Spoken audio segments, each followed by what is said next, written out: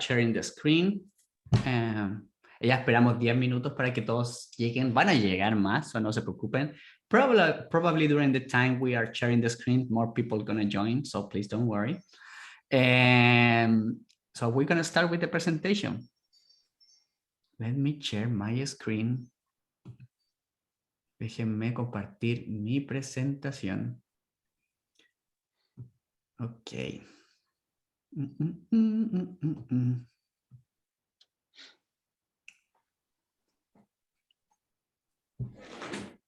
Okay, this is the super presentation of La Mesa Verde. Esta es la super presentación de La Mesa Verde.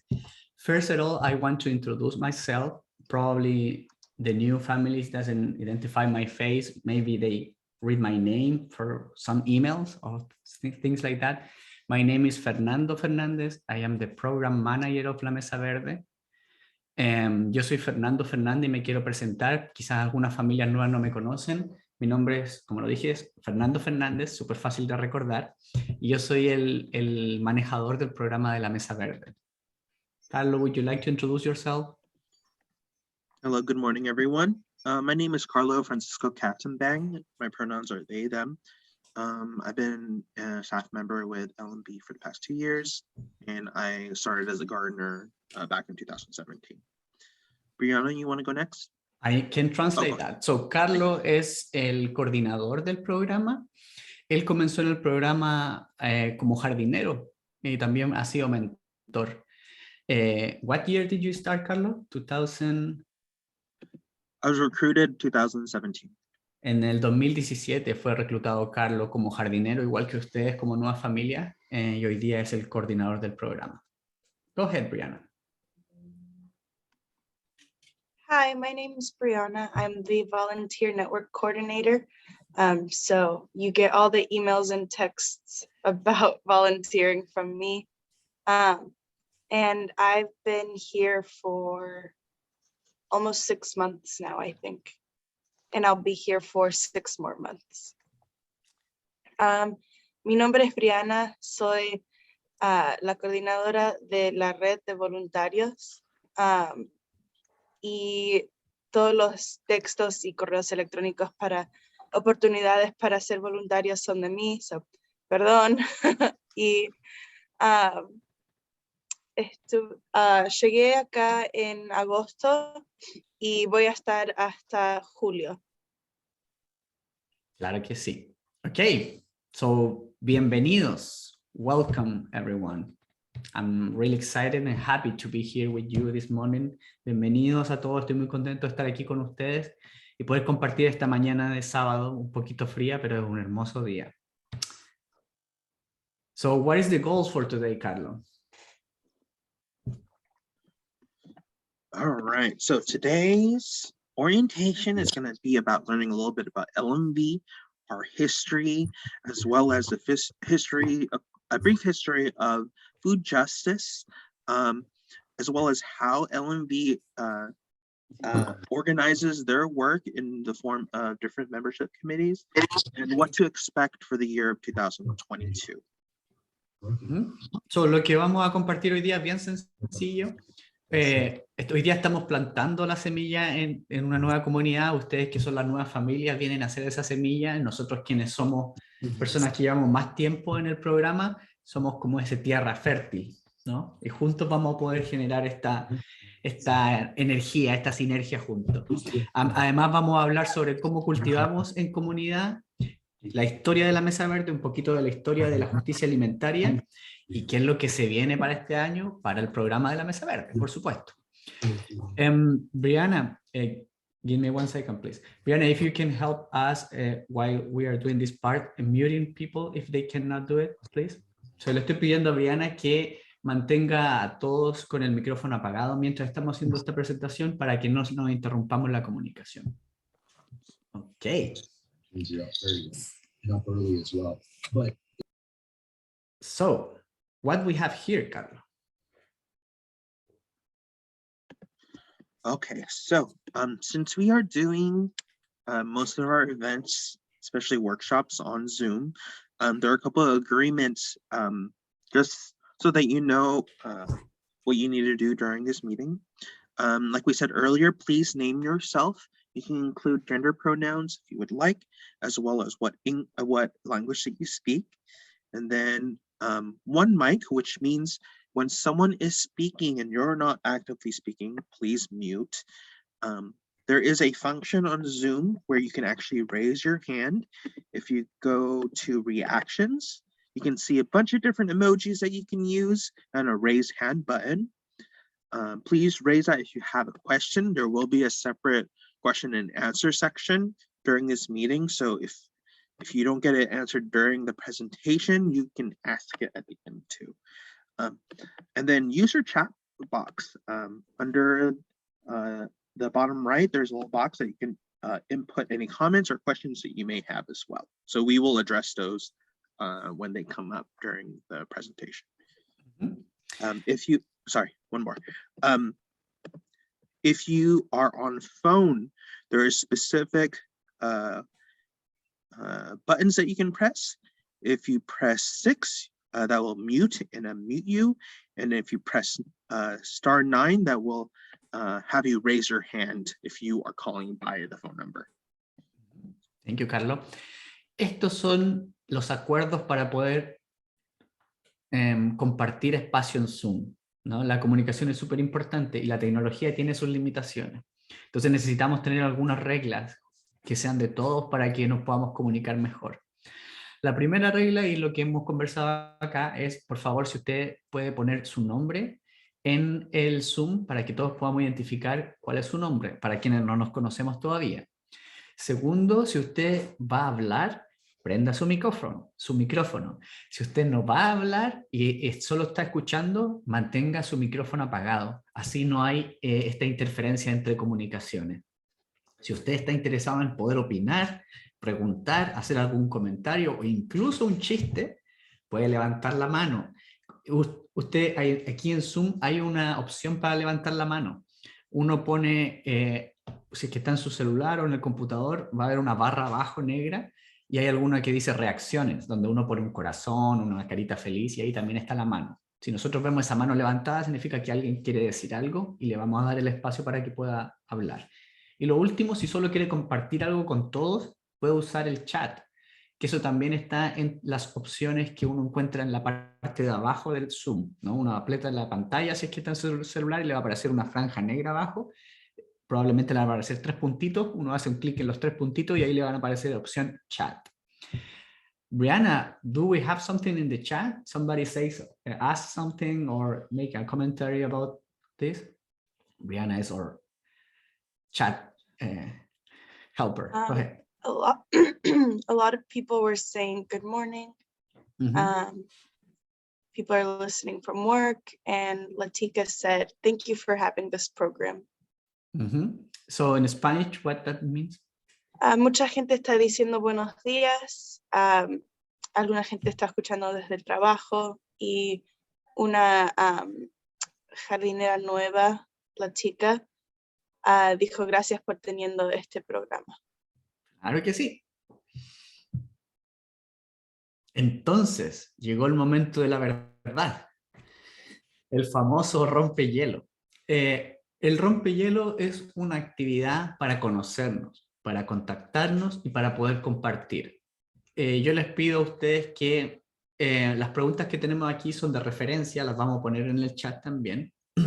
Pero si usted se siente cómodo de compartir y responder esto, hágalo. Si no se siente cómodo, está bien. Solamente diga, yo paso esta vez, no me siento cómodo o cómoda para hablar, así que no se sienta presionado de tener que responder.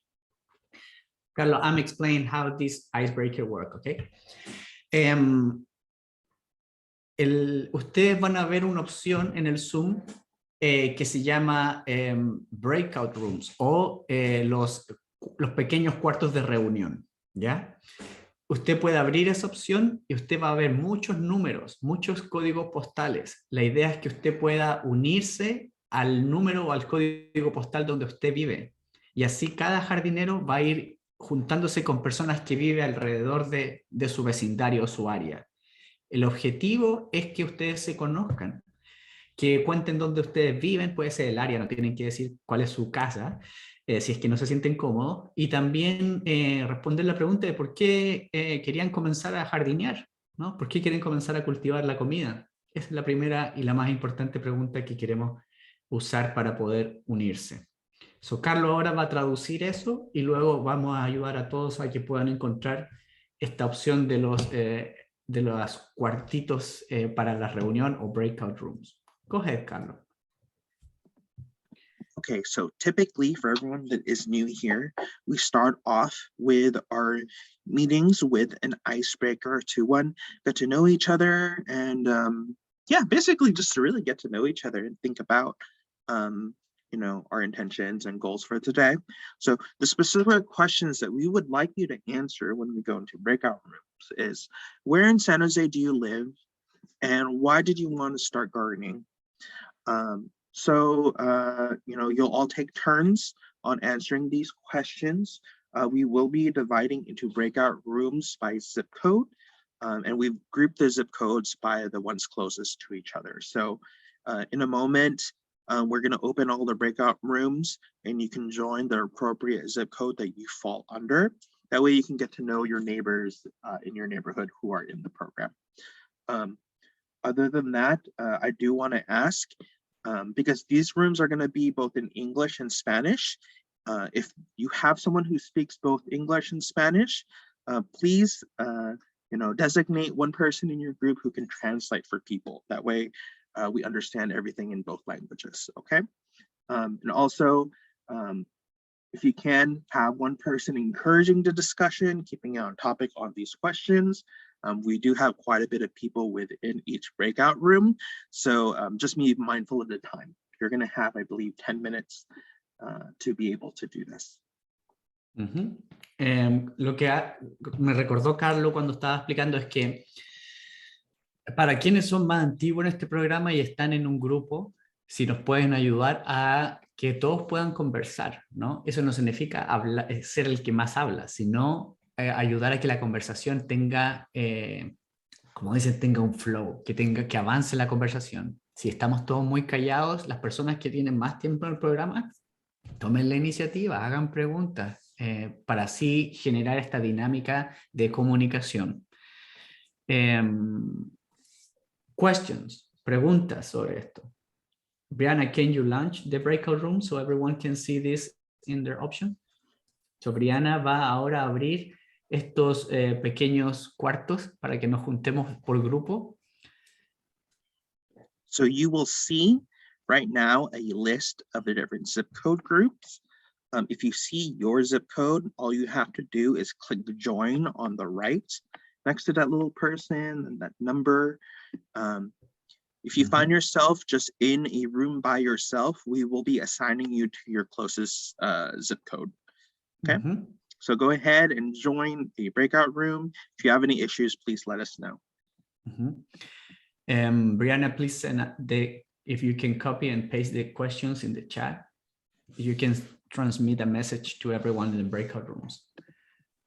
Entonces, ¿alguien está con problemas para encontrar su zip code o unirse al zip code? Puede sacar el mudo del micrófono y preguntar y yo les puedo ayudar en español. Buenos días a todos. Buenos días, don Rodrigo. ¿Cómo está? Empezamos con el rompehielo para que sepan de qué se trata. Exactamente. ¿Pudiste encontrar tu código postal? 95112. Yo te mando. Ok.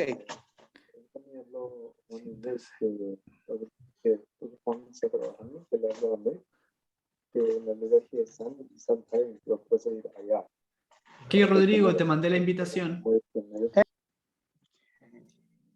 Anyone else have problem to find their zip code and join the zip code breakout rooms? I see Jean. Buenos días.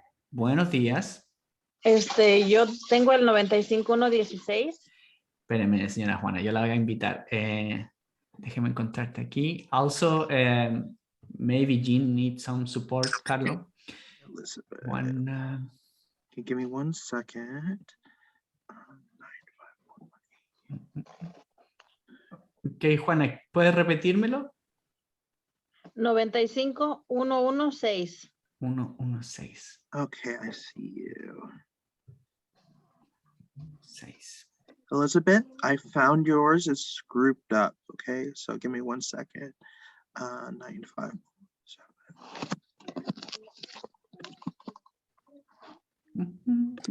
Fernando, buenos días. El mío es 95-124. Aguánteme. 124 dijiste. Sí. Ok.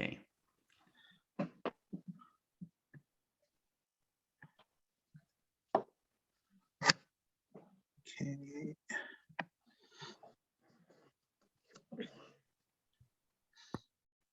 Listo, Gaby. Debería aparecerte una invitación. So I En la pantalla. still see some of you in the main room here. If you haven't already, once again, try to join the zip code breakout room that you fall under. Some of them are in ranges too, grouped up in several zip codes, so be aware of that. If you don't find your zip code, please let me know. If you speak Vietnamese, you have the option of staying within this room. We do have someone that can help interpret a little bit in terms of Vietnamese, okay? Okay, Carlo, Yes. 95008. 95008. Sorry, give me one moment. Yeah, I don't see it. I could just join another group. Yeah, you can join anyone. Since you're observing most part today, Jean, feel free to join whichever you want to. Okay. So, Juana, ¿todavía estás aquí? No. Nice. Gracias. Fernando, buenos días. Buenas. Me quise meter a mi código, pero me sacó otra vez. Quise regresar y ya no puedo. Ay, ¿quién hizo eso? 95-117. ¿117? Sí, Listo, ahí te voy a mandar una invitación. gracias. ¿A quién más tenemos acá? Who else is here with us? So we have Alma, Frank, Jonathan, Laura, Maria,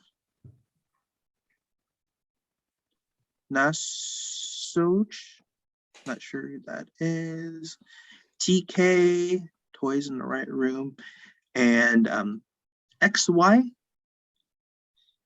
Could you guys please put in your zip code in the chat? XY or es speak en out? Spanish, XY. Yeah. La Y y la X. Así es como se nombró aquí en el Zoom. ¿Necesitas ayuda para encontrar tu grupo o tu zip code?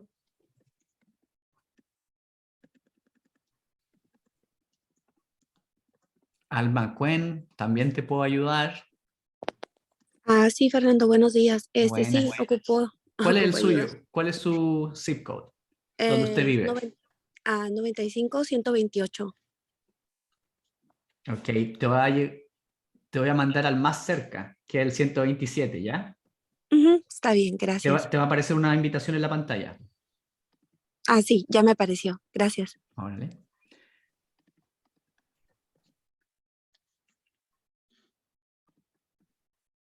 Marta Barahona, te envié la invitación a tu zip code. Ya está ahí, dice. Nice. Somebody else need help to find their zip code? So there is Jonathan, Laura again, Maria, Nasuch, TK, and XY. Let's see. So there is only one person. Oh, okay, never mind. Someone joined. Yeah, Yes, now go ahead. I'm gonna help Gloria Lee. I just want to see if anybody speaks Vietnamese besides Lily. Có ai nói tiếng Việt ngoài ra chú Lily không? No, just Lily. Chú ở mã số vùng zip code nào vậy?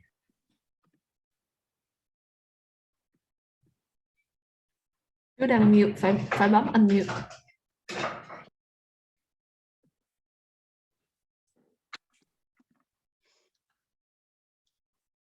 Okay. My name is Tư Trương.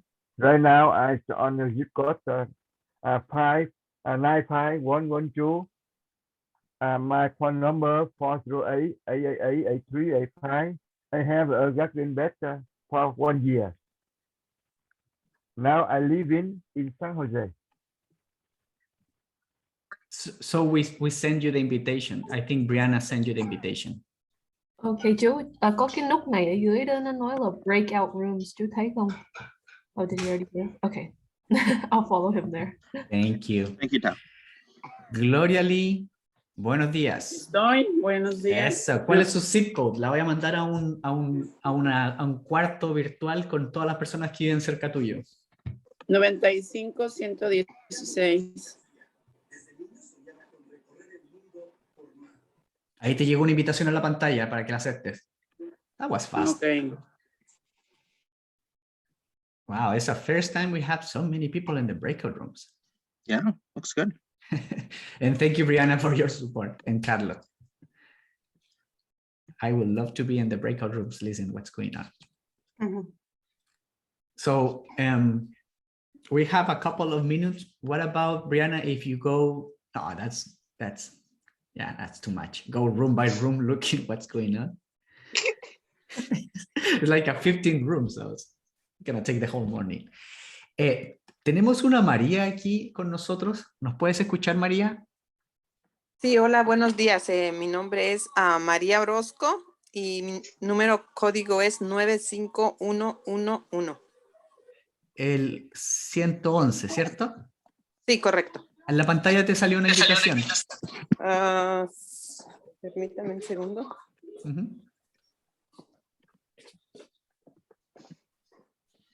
Okay, TK, I see that you're still in here. Do you know your zip code? Can you please let us know? That way we can send you through the appropriate one.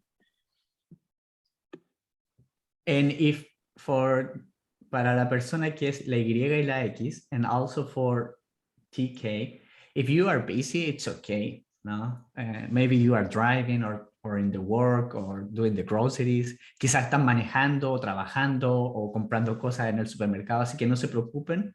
Cuando terminen los breakout rooms, van a volver todas las personas acá. So when we finish the breakout room, everyone will back to this main room and we will continue with the presentation. So you can continue hearing this. How much time do you want to leave for breakout rooms? We're scheduled till 9:35 for them, but I think we just got the majority of the people joining their breakout room within the last 5 minutes or so. Should we give 5 more minutes, so till 9:40, Fernanda, Brianna? Yes, also I think we have one member and we have I'm gonna ask this. ¿Tenemos algún breakout con una sola persona, Brianna? No. Okay. I'm gonna start jumping into different rooms to see how the conversation is going. Okay. Okay, Carlo, before you leave. Yeah. What time we say? Till 9:40. 9:40. Okay, we're gonna send a message to remind everyone. Okay. Okay. Good luck. So, para quienes nos están viendo en Facebook en este momento, les quiero contar que estamos haciendo esto que se llama en Zoom Breakout Rooms, que son pequeños cuartos donde las personas se pueden juntar y lo hicimos que todos puedan estar con personas que viven en su mismo barrio. Entonces, ¿qué es lo que hicimos? Pusimos los códigos postales. Entonces, cada persona puede ver su código postal e irse a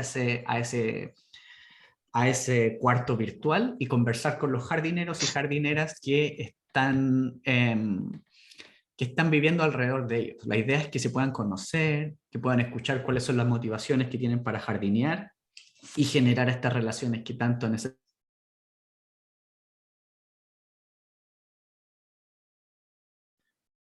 Hello.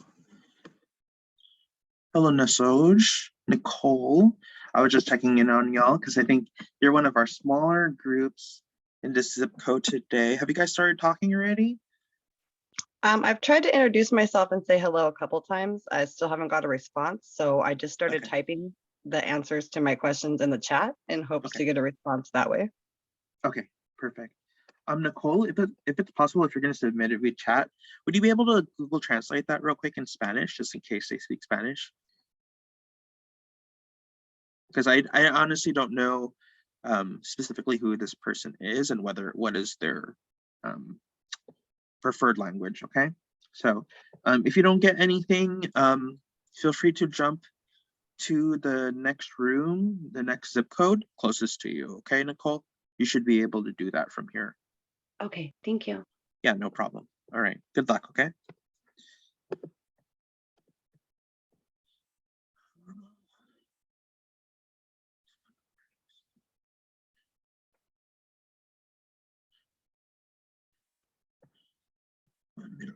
Here.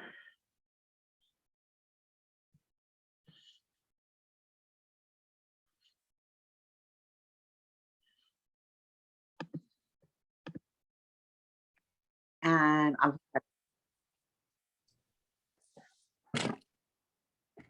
Hello, good morning, everyone. I was just checking in on everyone. How's the conversation going? good. Pretty good? Okay. All right. I just wanted to check in on all of you. Let me know if you need anything, okay? All right. Thank you.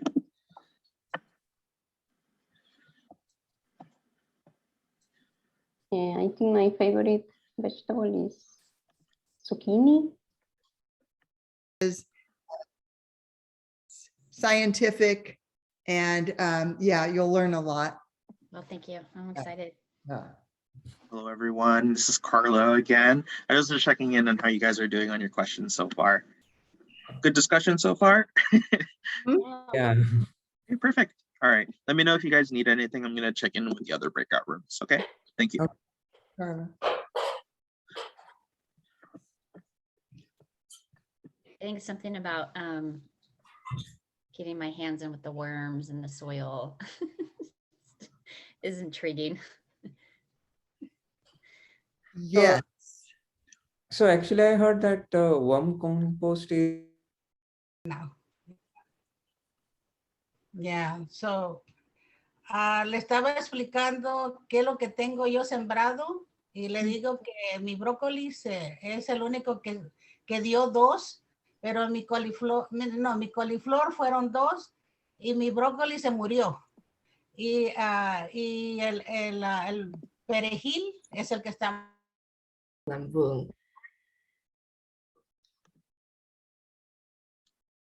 Hey everyone, I just want to check in to make sure the discussion is going. We do have until 9:40 a.m. So if you haven't introduced yourself yet or answered any of the breakout questions, feel free to take the next 2 to 3 minutes to do that, okay? Let me know if you need anything else. Feel free to message Fernando, Brianna, or I. Thank you. Okay, chú nói đi. Con có thể Tôi dịch. tên là Tư Trương. Bây giờ tôi đang sống ở tại San Jose. Tôi đã tham gia chương trình này là được 1 năm. Và tôi thích làm cái vườn này ở gần nhà tôi cũng viết code là của tôi là 95112. Điện thoại là 408 888 8385. Tôi thích chương trình này vì tôi có được một miếng vườn và trồng rau xanh để organic thành ăn được là tốt hơn là mua rau ở chợ không được đảm bảo. Cảm ơn. So his name is Tui Trung. He has a garden bed in 95112. He also lives there. And he has been gardening with LMV for 1 year. He enjoys organic gardening because he can grow a lot of veggies rather than. Hi everyone. Welcome back, everyone. Bienvenidos a todos y a todas. There is one breakout room that's all in Spanish that I couldn't join. I don't know if one of you can check real quick. Which one? It is Right there. 95111. I think there's only one person there, Maria Roscoe. Everyone else looks like they haven't joined yet or they've returned here actually. Is it 940 already? Okay, never mind. Don't worry about it. Bienvenidos. Welcome back, everyone. Welcome back to the main room. I hope this conversation was good. Was a good conversation. Espero que la conversación en los breakout room haya sido buena. que hayan podido conocer otras personas e identificar al menos algunas caras o voces o nombres que viven alrededor de su vecindario. I hope that you have the chance to meet some gardeners who live around you, maybe recognize some faces or name or voices, to start this program and also to create this relationship with urban gardeners in San Jose.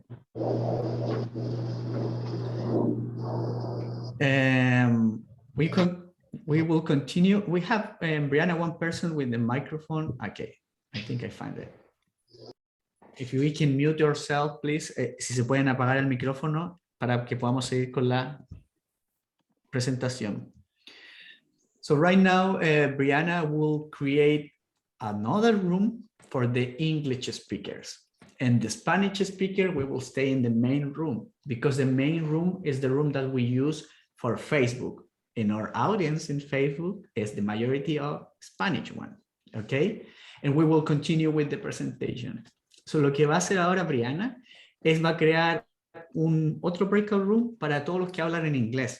Y los que hablamos en español nos vamos a quedar aquí, porque los que nos quedamos aquí somos los que estamos en vivo en Facebook, y la mayoría de la gente que nos ve en Facebook es gente que habla en español, ¿ya? Entonces, para continuar con esta presentación, Brianna va a generar el breakout room y Brianna me va a decir cuando está listo para que las personas en inglés puedan hacerlo. So, Brianna?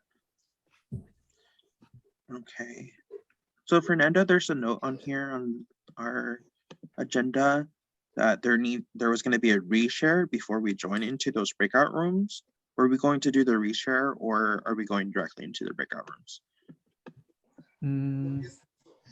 I think go to the breakout rooms for the English one, and then you share your screen.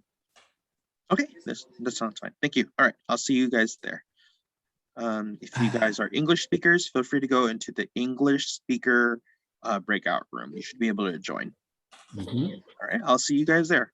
And Brianna, please help those who cannot join the English one. And when everyone is there, you can join that. Entonces, mientras tanto nos quedamos aquí los que hablamos en español, castellano, y a los que les gusta hablar en inglés o a los que solo hablan inglés, se pueden ir al otro room que es donde van a hablar esta misma presentación pero en inglés. ¿Y por qué nos separamos por lenguaje? Principalmente para ahorrar un poco de tiempo, porque cuando hacemos esta presentación en los dos y tenemos que traducir todo, gastamos el doble de tiempo de lo que normalmente usamos cuando nos dividimos. Entonces, para hacer esta reunión de 3 horas y no de 4 o 5 horas, es que nos dividimos así por lenguaje.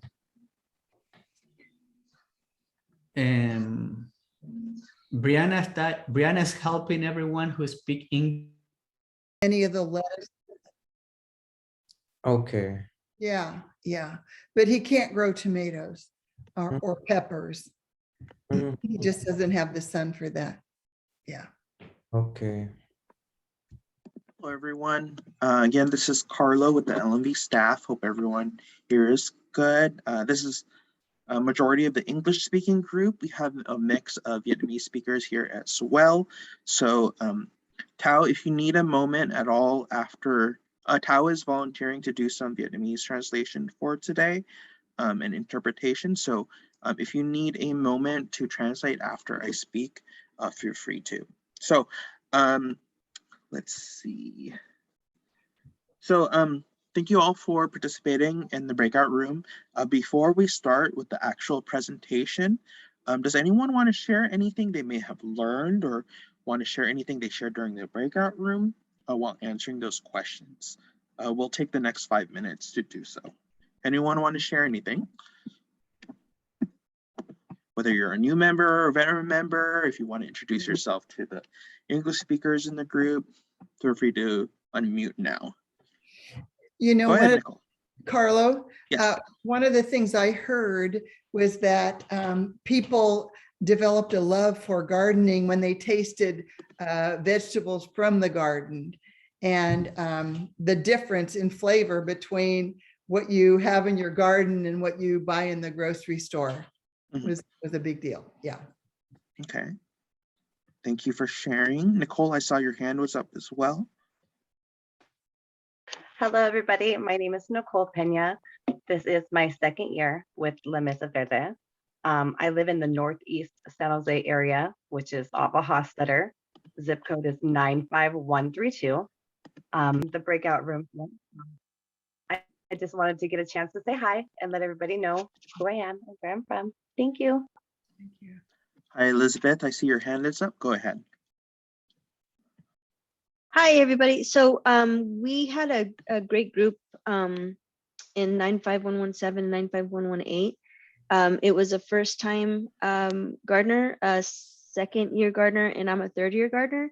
But we all were discussing was the importance of the mentorship program and how it would help in each step of the way, because it doesn't matter kind of where we are.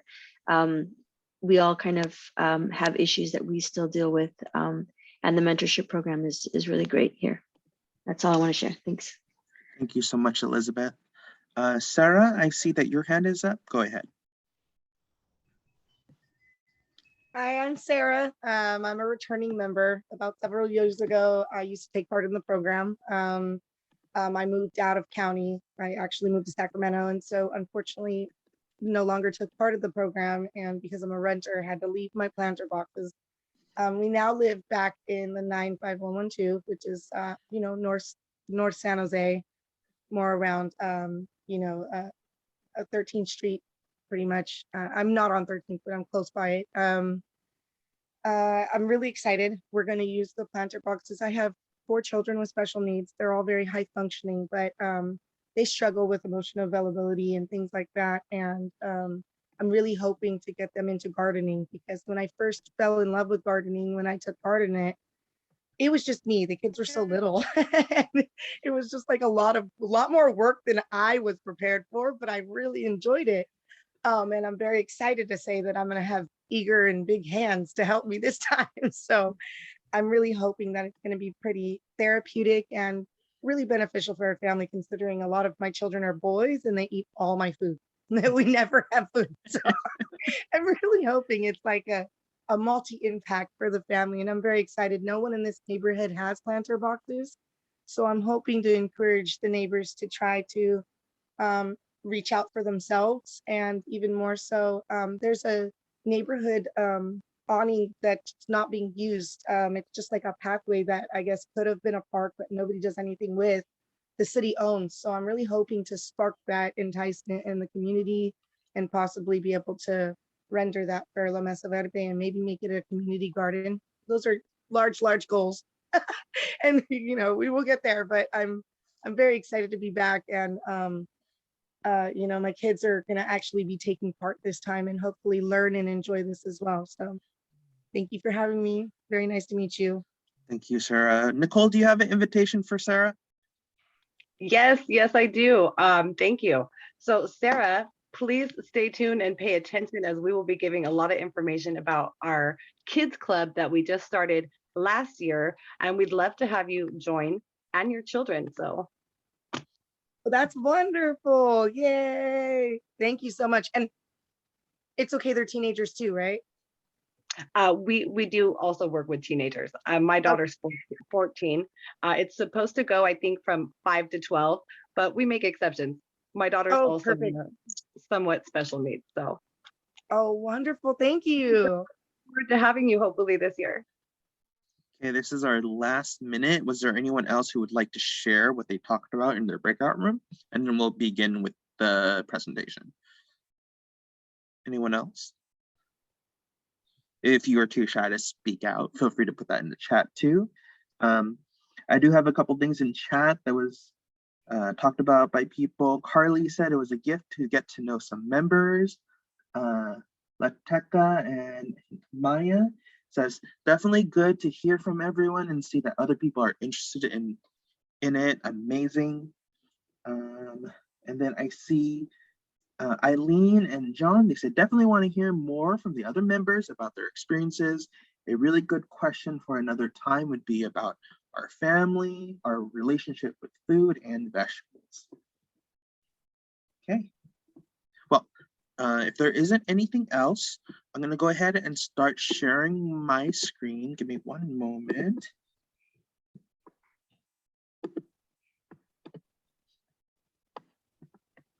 Let me catch up with this.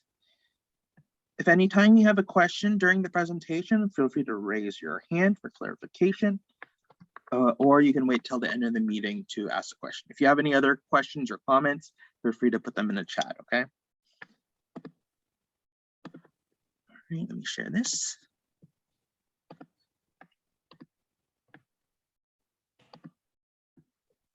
All right, can everyone see this okay?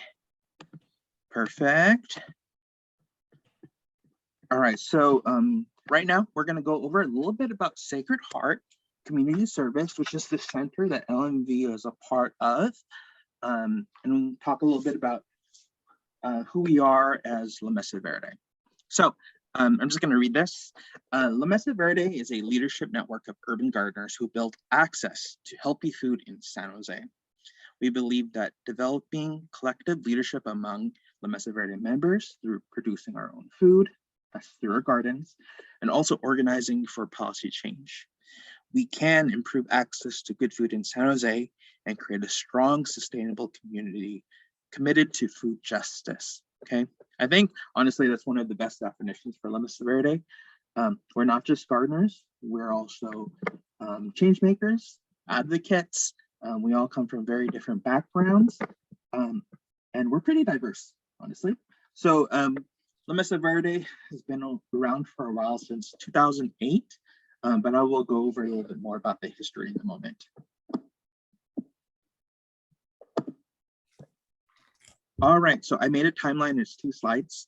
I'm going to go over briefly a little bit about La Mesa Verde history and how we've developed over the years. So like I said, in 2008, La Mesa Verde started as a pilot project with Raul Lozano, who currently is at Valley Verde, but he is technically the founder of La Mesa Verde. And it was created in response to a financial crisis. I don't know if some of you remember back in 2008. There was a severe need for access to healthy food in San Jose. And so the pilot was created, and the program was created specifically to address that need. In 2009, we partnered with the UC Master Gardeners of Santa Clara. And also, it ended up being our first class of 100 families who graduated from our first year gardening curriculum. In 2010, we were featured on 2 different newspapers, New York Times and San Jose Mercury News, which covered our work. We also started partnering with Santa Clara University to research on the production and impact of our gardens in our program. In 2012, there was a creation of different neighborhood guilds for advancing gardening education. We're also featured again in the San Jose Mercury News. In 2014, we developed a new membership model at the request and input of the community. We have, at that time, created several communities, which ended up having LMV evolve from a charity, just providing services of garden beds and plants, into a social justice group. Started talking more about food justice in the area and talking about policies within San Jose. In 2015 is when our new model began. We created 8 member-run committees formed by veteran members and first-year members. Also, La Mesa Verde's organizing committee starts working on UAIZ, which is the Urban Agriculture Incentive Zones. It's a specifically a campaign that encourages vacant lot owners within San Jose, if they end up having any of their vacant lots used for agricultural or urban agricultural purposes, it gives a tax credit to those landlords. So it was an incentive that we were really working with the city to get passed. I'll talk a little bit more about that. LMV members partner with a lot of our community partners, other groups that work on urban agriculture and food access here in San Jose. Over 30 LMV members ended up testifying in front of City Council, including our allies in the community. And then LMV also at that time celebrated the completion of about 500 garden beds installed since 2008. In 2016 as well, we win the Seeds of Change competition, which was $20,000 to go towards our projects and work. And then at the time we begin one of our community gardens at Backwater House Arts Venue in San Jose to be a community site for our members to garden. And then in 2017, we start planning the opening of our first community garden, specifically Evans Lane, which is a transitional housing project. In 2018, the Evans Lane Committee, and I believe this is an evolution of the organizing committee, advocate to the Open Space Authority Board to fund Evans Lane project. The Open Space Authority voted to give us over $100,000 for the project. And at that time, we also began installing another community garden at Franklin Elementary, which is actually quite near our center. It's like less than 5 minutes. We installed 5 beds there. In 2019, because of difficulty of the developer of securing funding for the project, the Evans Lane project is eventually abandoned. In 2019, we also continue to expand the garden at Franklin Elementary, which ends up being 10 beds that year. In 2020, a lot of stuff happened. That was the beginning of the pandemic, but we accomplished a lot that year as well. We had the help of a local graphic artist volunteer create a logo for our program, which was created by the input of staff as well as members and voted on. And so we created a logo that represents the program. Again, I mentioned the shutdowns for COVID began around March. So LMV ends up converting all their workshops to online, including the annual garden tour, which is usually in person. We also continue to expand the Franklin Elementary Garden to 16 beds, which is our largest school garden currently, which ends up becoming our model school site for other schools.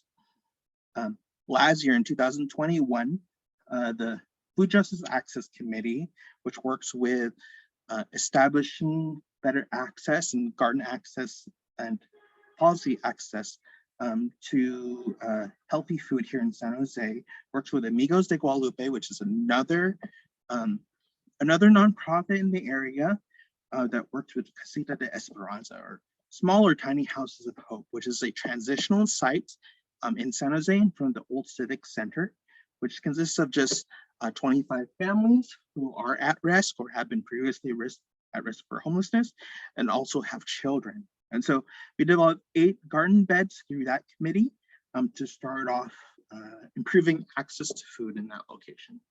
And now we're here in 2022. We have a lot of work to be done and history to be made.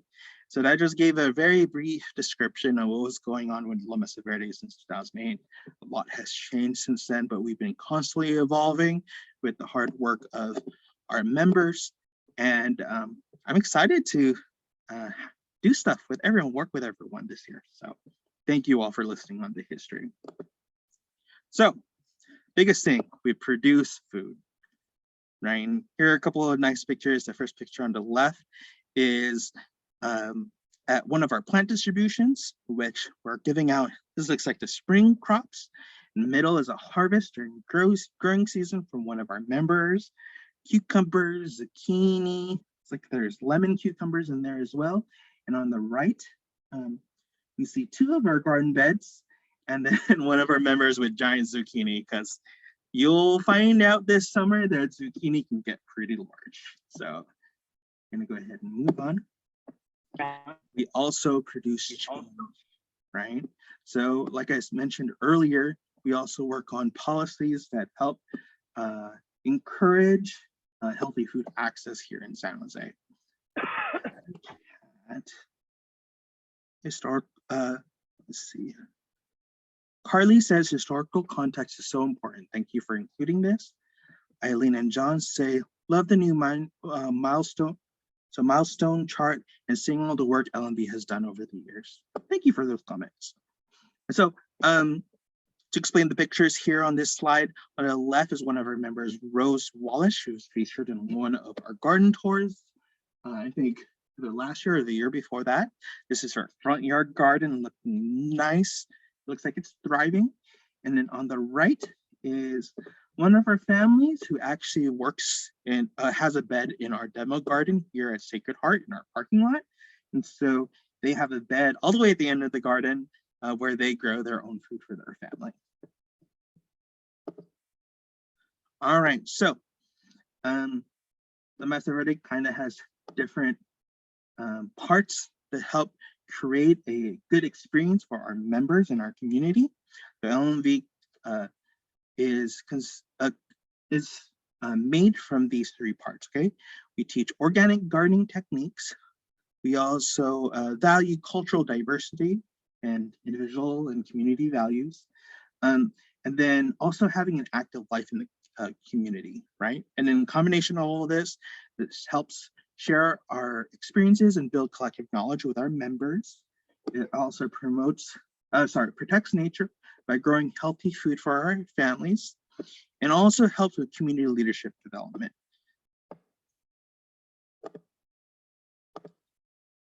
All right, so these are a little bit texty, but now we're going to go over just a brief history on food justice. This is mainly through United States history, but I think there's some external ones as well.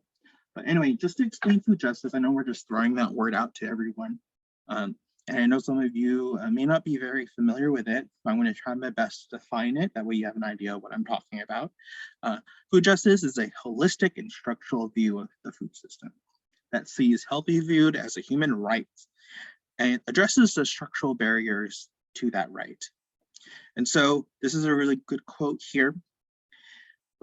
A food justice lens examines questions of access to healthy, nutritious, and culturally appropriate food. So specifically, food that's valued in culture and would be used, as well as the following: ownership and control of land, credit, knowledge and technology, and other resources.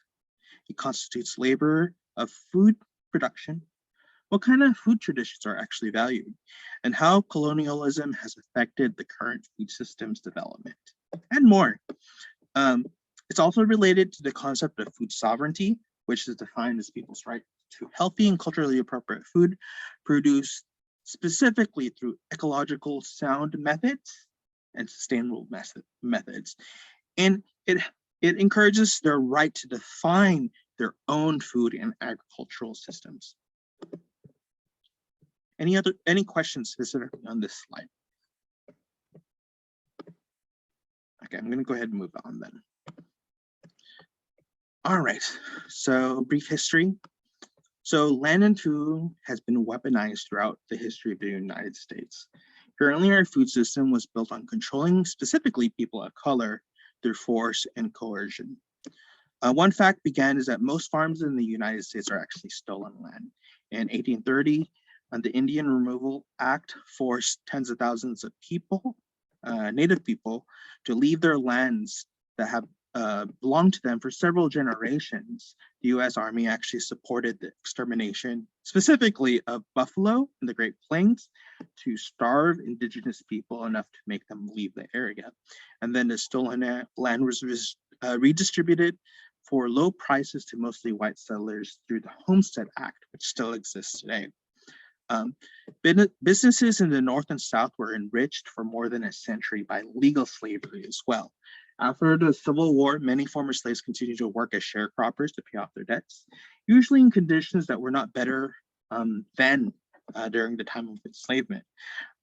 Many people were able to buy land, but did not keep it for long.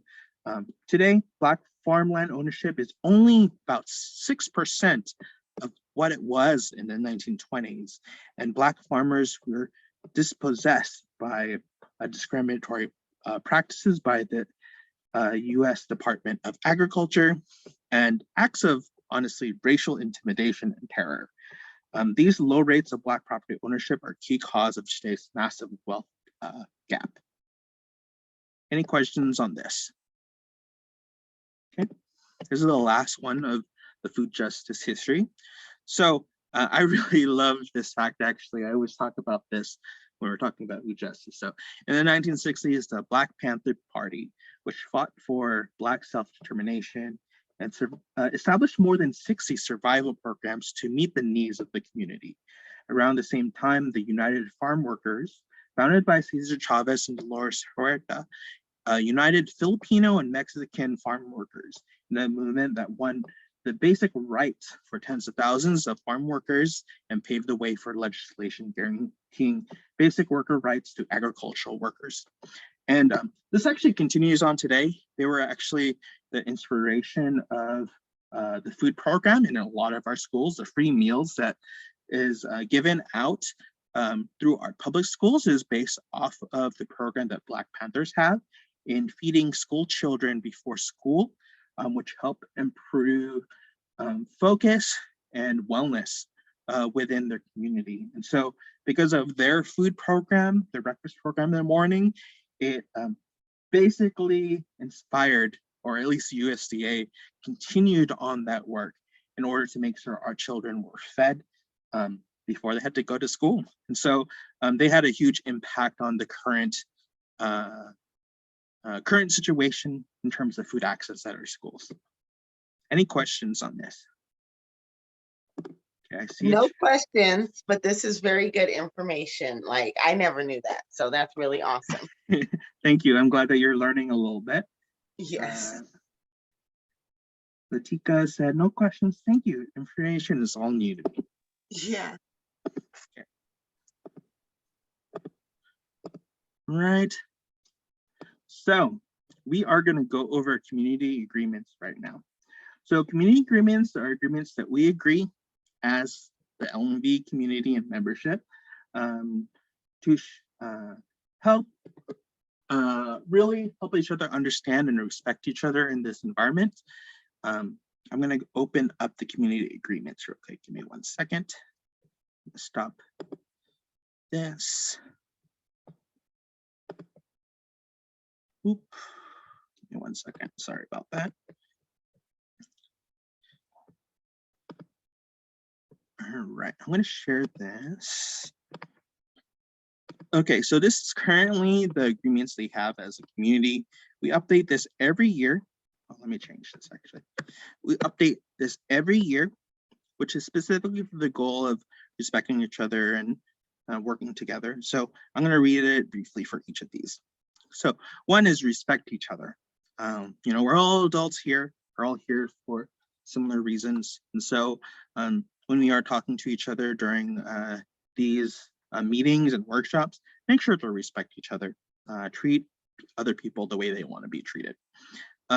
Also, work towards the same goal. Like I mentioned earlier, we're all passionate about gardening or are learning the process of gardening if you are new. We're always working together to make things possible within our program. And so working towards the same goal is really what unites us. Number 3 is one mic, one diva. If you don't understand this agreement, it means that if you are a person that likes to talk, who likes to share, but ends up taking 20, 30 minutes, even longer to share, please make space for other people to talk as well. If you don't talk that much or are shy, feel free to put your, I see that Latika is, that's me. Feel free to put your comments in the comments like Latika is doing, or to take the mic when you need to talk. We will try to make sure that everyone has the opportunity to share their experiences, advice, and opinions, okay? And that relates to number 4, take space, make space, stand up, stand back. Again, make sure you are making space for other members to share as well. And this one is specifically for Zoom. Make sure you are muting yourself when others are talking. This is just courtesy. That way the person talking isn't interrupted while they're sharing things. If you end up getting a phone call, if someone talks to you in person and has your attention, just mute yourself and return back to us when you have the time. Let's see. Also, this is something that was added last year, If something is wrong for any reason, please talk to me, Fernando, or Brianna to help you find a resolution or solution for the issue. So we will, at the end of the presentation, share all our contacts. That way you can write that down. If you need to contact us in any way, we're easily available by phone call, text, and email. All right, right now, I want to ask from everyone if there's any other agreements that you want to add to this list. Feel free to tell me now, and we'll go ahead and add it to this agreement list. If anyone can think of anything. Nope. Okay. Anyone else? Okay, so we're in agreement. I'm going to go ahead and move on with the presentation.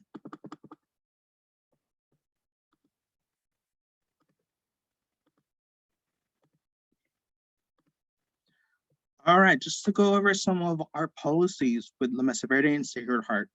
So this is an anti-harassment slide. You know, as a community, we're always committing to make sure that everyone feels welcome, and this is a safe space for anyone to share. We really do not tolerate any harassment of any kind, staff, from other members, from volunteers that we see at events. You know, we don't tolerate that at all. So if you're experiencing any harassment, which includes harassment that is sexual, just discriminatory from staff member, volunteer, or LMV member, you have to let us know immediately. You know, we will always engage cases of discrimination or harassment to make sure that people are accountable. So if you ever feel unsafe for something private, remember, we keep it confidential as well. So, you know, you'll be anonymous. So please let us know if anything like that happens, okay? This is our statement of solidarity. This is basically our statement as LMV as a whole, okay? I'm gonna just read it. We are La Mesa Verde. We grow our own food. Among us is over 100 members, and we speak about 8 different languages. While we live in San Jose now, we come from countries all over the world. We value every single member of our community. We want all members to know that it does not matter where you come from, how you got here, what your sexual orientation is, what your gender that you identify with, or what religion you practice. We value you. We believe in you. You belong here in La Mesa Verde, and we must not forget that our diversity is the strength and unity of our cause. Okay. Anyone have any questions? All right, so I'm going to go over some of the member commitments or agreements. This was also covered during our intake of you, during our intro sessions. We even talked about this during our house visits for all the new members who've gone house visits within the last couple of months. But as members, we individually agreed to the following. We commit to work towards La Mesa Verde's theory of change, of growing food and organizing for policy change. We'll also commit to upholding the solidarity statement and the anti-harassment statements that I mentioned in the last 2 slides. You will contribute 15 hours of service over the course of the year. That's volunteer service, whether through our events or through Sacred Heart. And we ask you to attend at least 8 out of the 11 LMV events and workshops in 2012. That is the bare minimum of how many workshops and events you can attend. We encourage you to go to all of them if you can, especially the gardening workshops and food justice workshops, because it really gives you a basis on improving your knowledge and making it a little bit easier for you to be successful your first year gardening with us. Any questions on commitments? I think we were pretty clear about this before this meeting. Anyone have concerns about volunteering, hours of service, attendance, or anything like that? Okay, I don't see any hands, so I'm going to continue on. Nicole in the chat said it's so easy for all to achieve over the minimum. Love this program. Okay, perfect. Thank you for mentioning that, Nicole. We will be going over our volunteer opportunities. Brianna will talk about that a little bit later on in the presentation. Yeah, there's very easy ways to get involved in the LMV, and there's many pathways to doing service this year. All right. This is our main contact. If you guys need to contact any of us, you can go to our main email. That's mesaverde@sacredheartcs.org. That's our general email, not our specifically the staff email, but we do check that regularly in case you need to contact any of us. There's also the text numbers for Fernando, Brianna, and I in the bottom. Go ahead and screenshot this, take a picture on your phone, write it down. You can call us or text us at these numbers. We usually contact you within a day or two of any voicemails or any contact if you can't reach us at that time. But anyway, we hope to hear from you. If you even want to just talk about how you're doing in the program and stuff, this is an easy way to get in contact with all of us. Nicole continues to mention on Instagram, follow La Mesa Verde and also respond. And we also respond via our direct messages. That's totally true. We talk to Nicole actually all the time on there. But we will talk a little bit more about our social media and our tags for that, okay? All right, so I'm gonna go over the basic calendar for this year. Specifically on what gardening workshops are going to be covered, when spring planting distributions are going to be, including some of our bigger events of the year. So next month, we will be covering our soil and watering basics class. That's going to be our first workshop of the year. In March, we're going to talk about integrated pest management, which is the holistic way of managing pests in your garden organically. And then on April 23rd is the start of the growing season, the warm growing season, which we'll have plant distribution prep. And then the spring plant distribution day is going to be on the 23rd when we get all our warm season crops. Are we going to receive these handouts in our email? Are you talking about specifically the presentation, Sarah?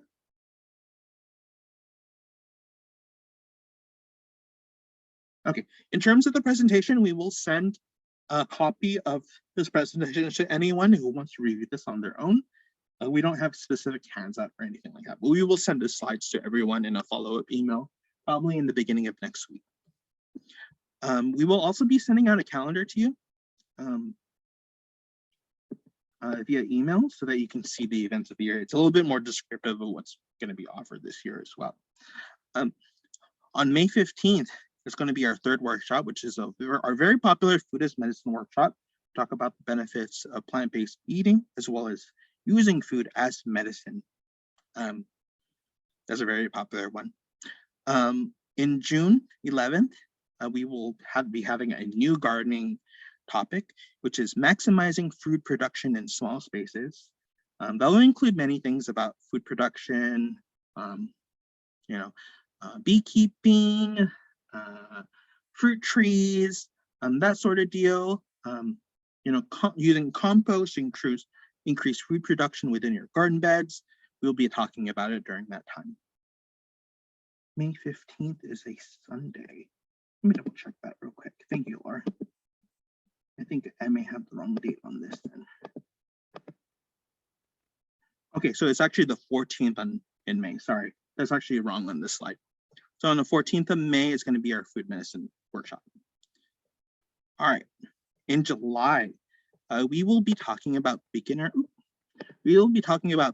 seed saving. It's basically a bunch of videos and presentations on how you can save seeds from heirloom vegetable crops. That way you can start it again next year for free, or share with friends or share with other members. So we'll be going over that in July, in the middle of the summer. And August is one of our biggest months in terms of events.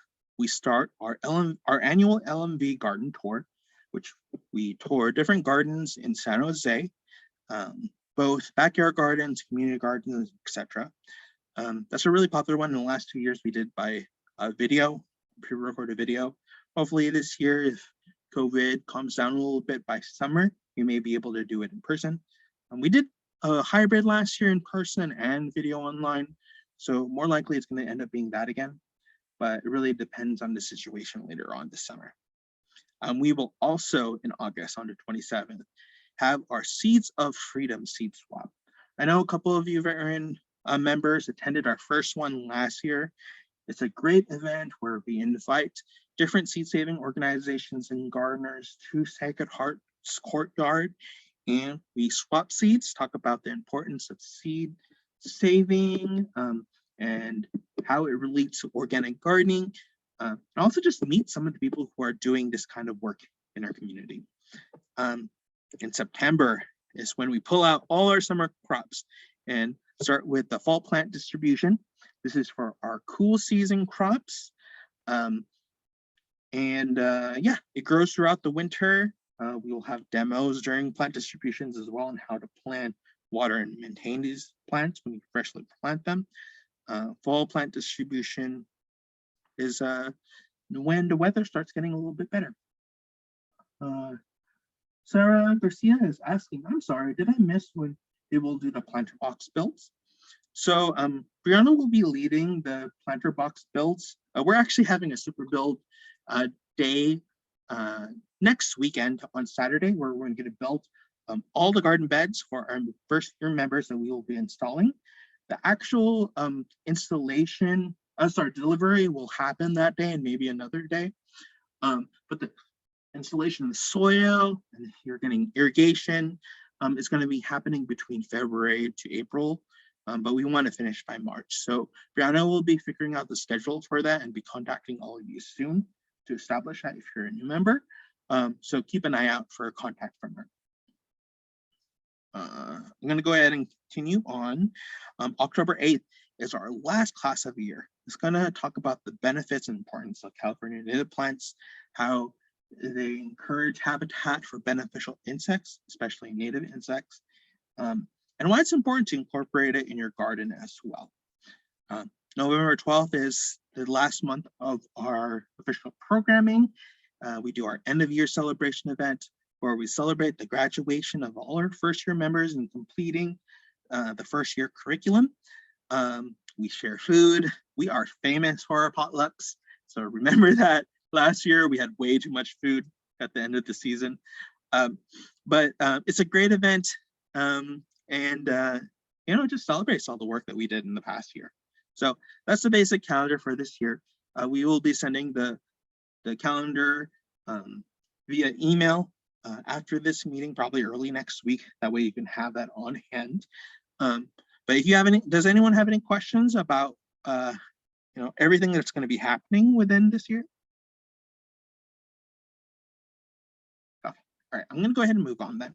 If you do have any questions on this, feel free to put it in the chat or ask it at the question and answer portion. All right, so we are going to take this opportunity to talk about La Mesa Verde's and member ran committees and also volunteer opportunities we have for all of you. We do ask 15 hours of community service, so we will talk about that during opportunities.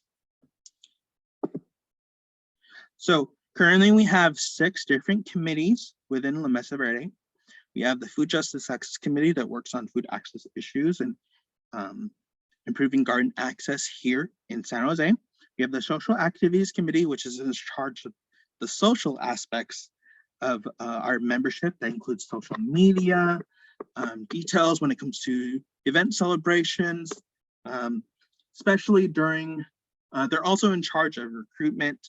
So they're in charge of typically the organizing of our distributions and our recruitment. Those are the main things they work on.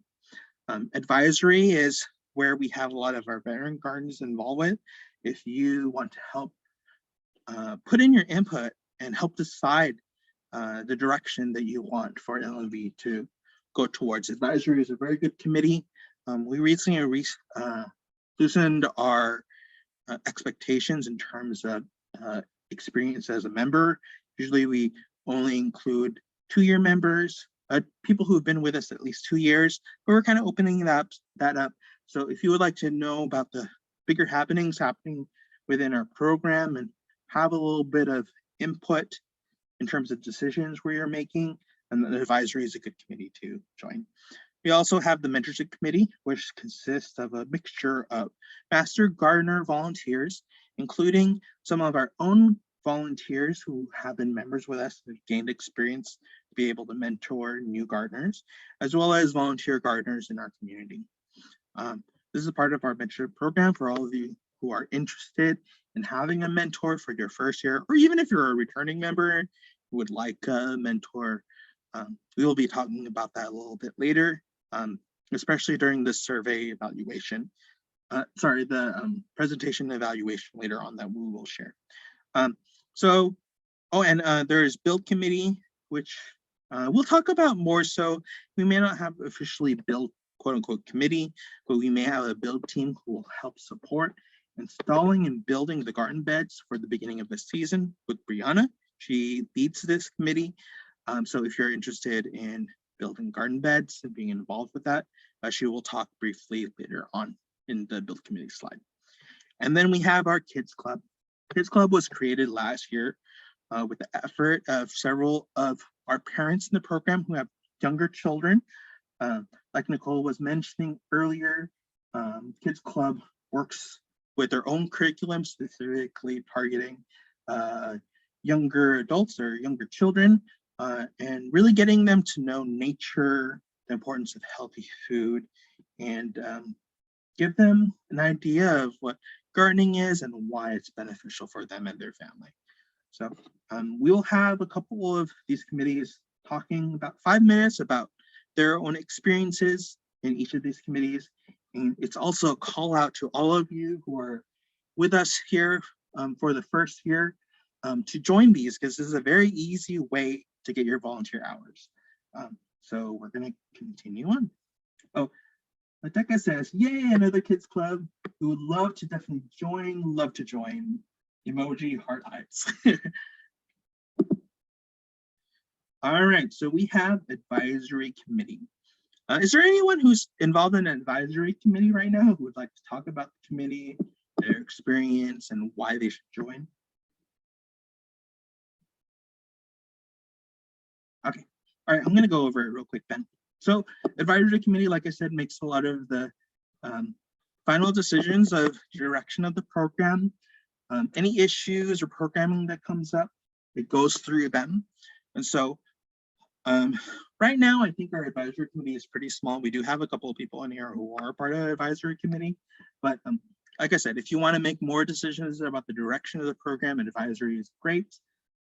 You're really representing the will and the voices of our members. So it's quite a bit of work learning what we want to prioritize as a group, but advisor really helps set up that direction. Okay, the Food Justice Access Committee. Do we have any Food Justice Access Committee members right now? I think there's specifically someone who's going to be talking about this. Give me 1 second. I think.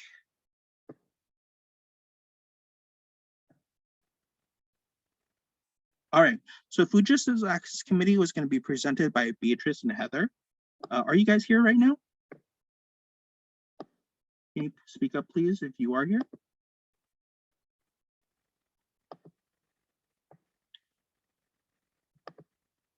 I see you, Beatrice.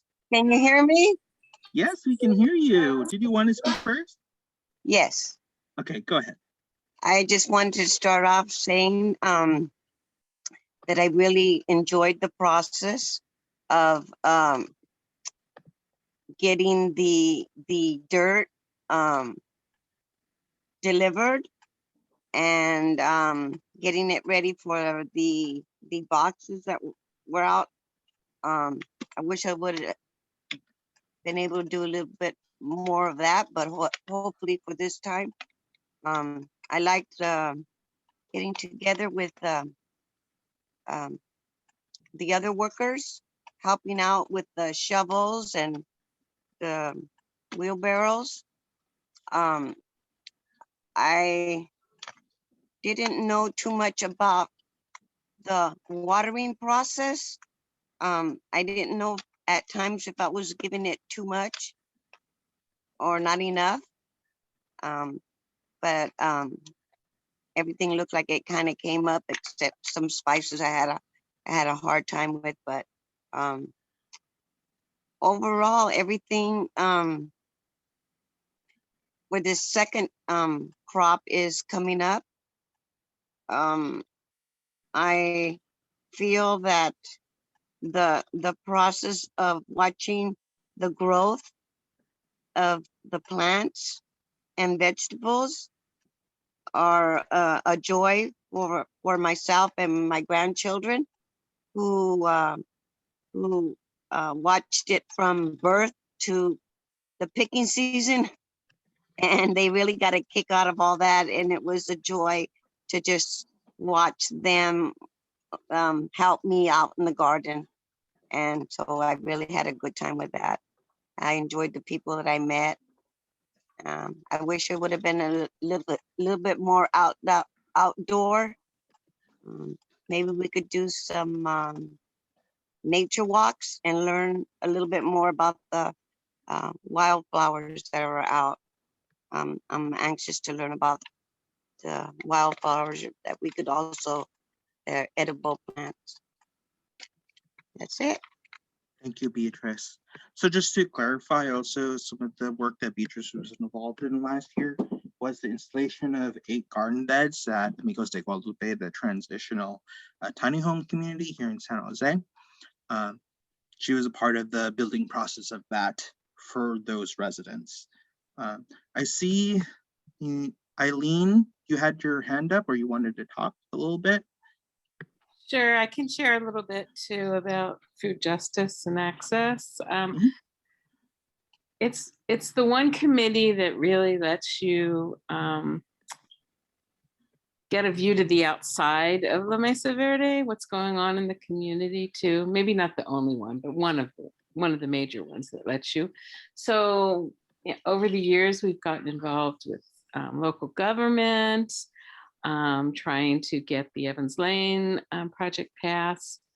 We really feel strongly about access to the gardening for the whole community and getting awareness out there about that. So it gives you a chance to learn about what's going on in the community. Working with an outside nonprofit like Amigos de Guadalupe has been really rewarding. And getting to meet the families living there, and also build leadership skills too in ways that you haven't thought possible for yourself, like going out and getting the grant from the Open Space Authority. Wasn't only like a learning experience, but also we had a lot of fun. We all made t-shirts and we came up with little things like, I don't know, like, can you remember, Carla? Like mine was Peas for Justice. You know, we all came up with little slogans. So we had lots of fun making the t-shirts and going out. But what was really like exciting was to see how they responded to us as a group going out and making this request. And although we didn't get to use the money, sadly, we did get to, you know, go out and present La Mesa Verde to another community, another organization outside of the community. So. And if I remember, Eileen, I think you guys also gave a big basket to City Council of vegetables. Yeah. Well, we did this thing. Okay, so that was the UAIZs. I think we did the Time Is Now. Oh yeah, and we took a big basket. It had some nuts in it. Oh no. I don't know if they appreciate it, but we went like daily. Somebody different would take a little card that talked about UAZs and Time Is Now, THYME. So, you know, we like to have fun. We like to eat food at our meetings if we ever get together again. And so it's a fun place, fun committee. I sound like I'm trying to sell it. It's a sorority, but it is a way to really work with other people and build community, and another way in La Mesa Verde. And there's lots of good ways to do that outside of this committee. Thank you, Eileen. I don't know. So I know Heather. Are you here, Heather? Would you like to say something about the Food Justice Committee? Sure. I mean, I think Eileen and Bea are great advocates and representatives for that committee. I think, you know, the one thing I can add, just because my experience was only last year, was only, you know, with only It was probably a little different than Eileen's experience over time because we didn't have any in-person meetings. Can you hear me, by the way, Carla? Yes, we can hear you. Okay, great. We did spend some time last year, over the past year, talking about different issues. So I know Eileen over the years has been focused a lot on the, you know, unhoused people and getting food access to their communities. And we also, in the last year, I know I worked a little bit with the pesticide concerns and connecting with an organization. We initiated the connection with an organization that does work specifically in that area for the farmers and their concerns about pesticides. And so for me, this committee has been a lot of learning opportunity about the different issues that are related to food access and food justice. I got a really great window into a lot of different a number of different issues affecting our community that are related to food justice. Thank you for sharing your experience, Heather. Appreciate it. Okay, so any more questions on Food Justice Access Committee? Okay, we're gonna go ahead and move on to the other committees then. So it is time for Kids Club to introduce themselves and make their pitch if you're a parent in our membership. I think for this group, we have Nicole talking about Kids Club. So Nicole, take it away. Thank you, Carlo. Hello, everybody. My name is Nicole Peña. This is my second year with La Mesa Verde. And I'm so proud and so excited to tell you about our Kids Club that we just started last year. We had a very successful year with the kids. So in our Kids Club, it is a way for us to encourage our social and emotional development skills with the kids. It's a good way for us parents to have a community and interact with one another and build bonds. We have also a partnership with Taylor Street Farms, which is a huge, beautiful thing where the kids get to learn about composting, worm composting. They get to have hands-on. There's a picture here actually in the slide of the kids visiting the Taylor Street Farm. I think that's Mariana and Trinity there. The kids also this year did a program at the end of the year. We also have our own graduation at the end of the year for the kids' first year. And they did a Planting Seeds of Hope where we made bags, hygiene bags for 60 less fortunate community members, and we were able to give back to the Sacred Heart program, and they were able to distribute them to the community. The program is usually for kids that are 5 to 12, but we have made exceptions for some older children, such as my daughter. My daughter's 14. She has Asperger's and learning disability and had a little bit of social anxieties, and being a part of the garden and the kids gardening club really helped her to kind of get out of her shell and is learning to teach her good, healthy eating habits, and also learning and teaching her how to grow her own food, which I think is great. The kids really had a huge sense of pride and accomplishment by seeing something from a tiny seed grow into their own plant. The kids were also got to be a part of the garden tour this year that was hybrid, where the children made their own videos talking about what they've learned, showing off their gardens. And the kids also got their own small garden beds where they're able to plant their own little stuff and join in with us as well. So if you have kids or you have kids with special needs that are older, please call us, message us, fill out their survey. We'd like to have you. We're looking to grow our program.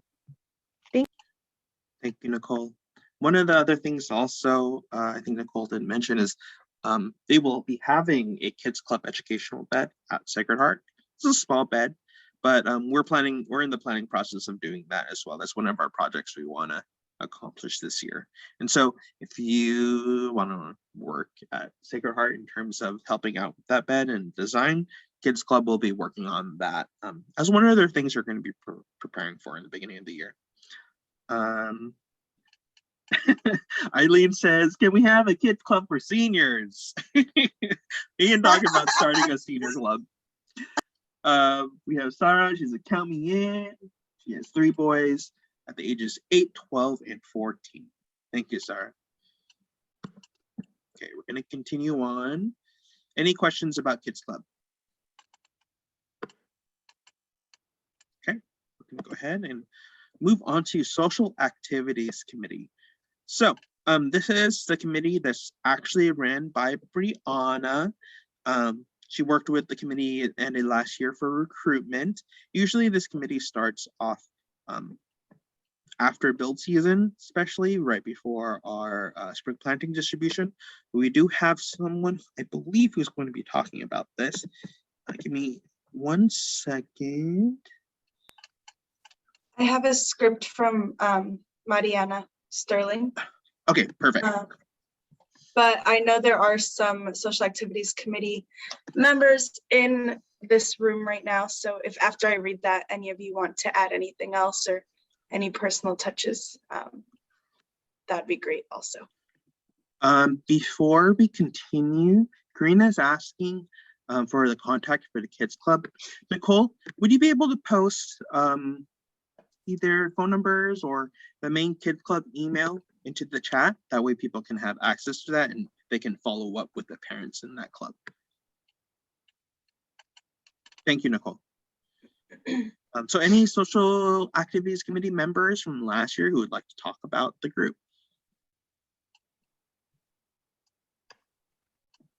I'll read what I have from Mariana Sterling first, and then we'll go.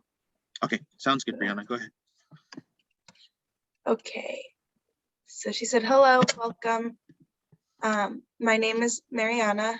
This is my 3rd year with La Mesa Verde, and I'm very excited to meet the new members and see the familiar faces at this meeting. I want to talk to you about the Social Activities Committee at La Mesa Verde.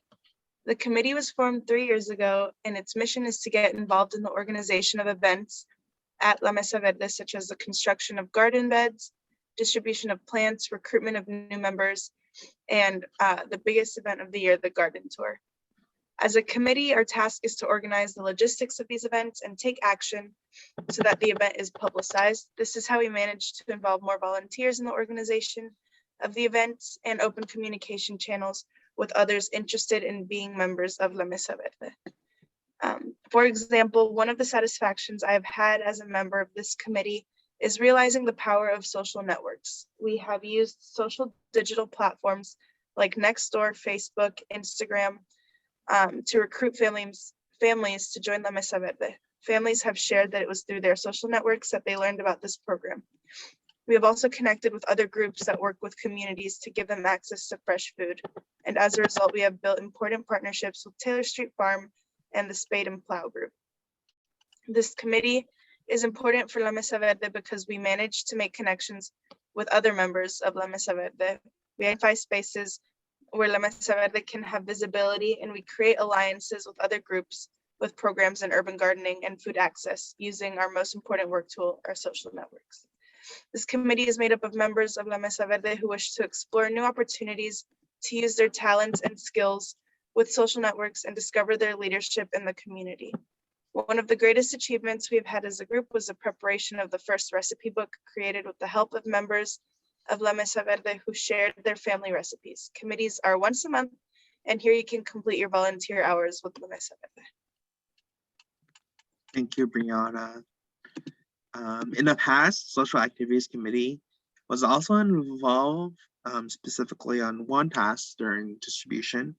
When we were meeting more in person and really celebrating the start of the growing season, typically our distributions involve like performances, speeches, plant blessings, and a breakfast in the morning, usually prepared by these members. We haven't been able to do that this past 2 years because of what we needed to change during distribution, but that's something that was done in the past, and hopefully in the near future we'll be able to do that again. Anyone else that wants to talk about social activities? I see Elizabeth, you have your hand up. Yeah, hi, Carlos. So I was in the Social Activities Committee, not last year, but the year before. And yes, I would say that it was a great experience. And we did, I think that's when we started using or searching like Nextdoor and other social media platforms to reach out, and it was a great outcome. So other than that, I mean, if anyone is kind of debating whether or not they want to volunteer because they work full time or they're really busy, I would say, you know, I work full time and I'm a single parent, and the committees are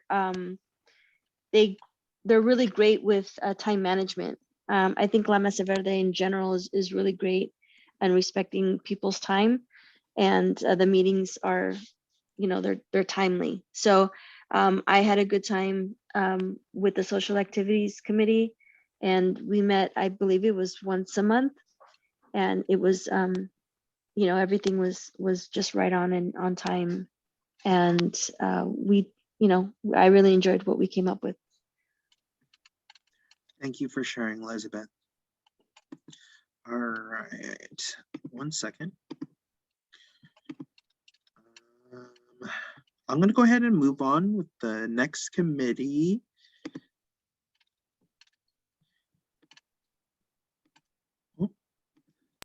Oh, those are the numbers, right, for the kids club. That's awesome. Thank you Yes, so much. so Fernando is the staff that works specifically with Kids Club.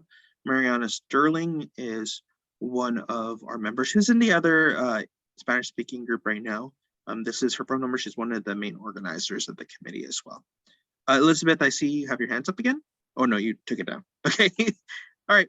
But anyway, feel free to use that email or any of those numbers to contact the Kids Club Committee, sorry.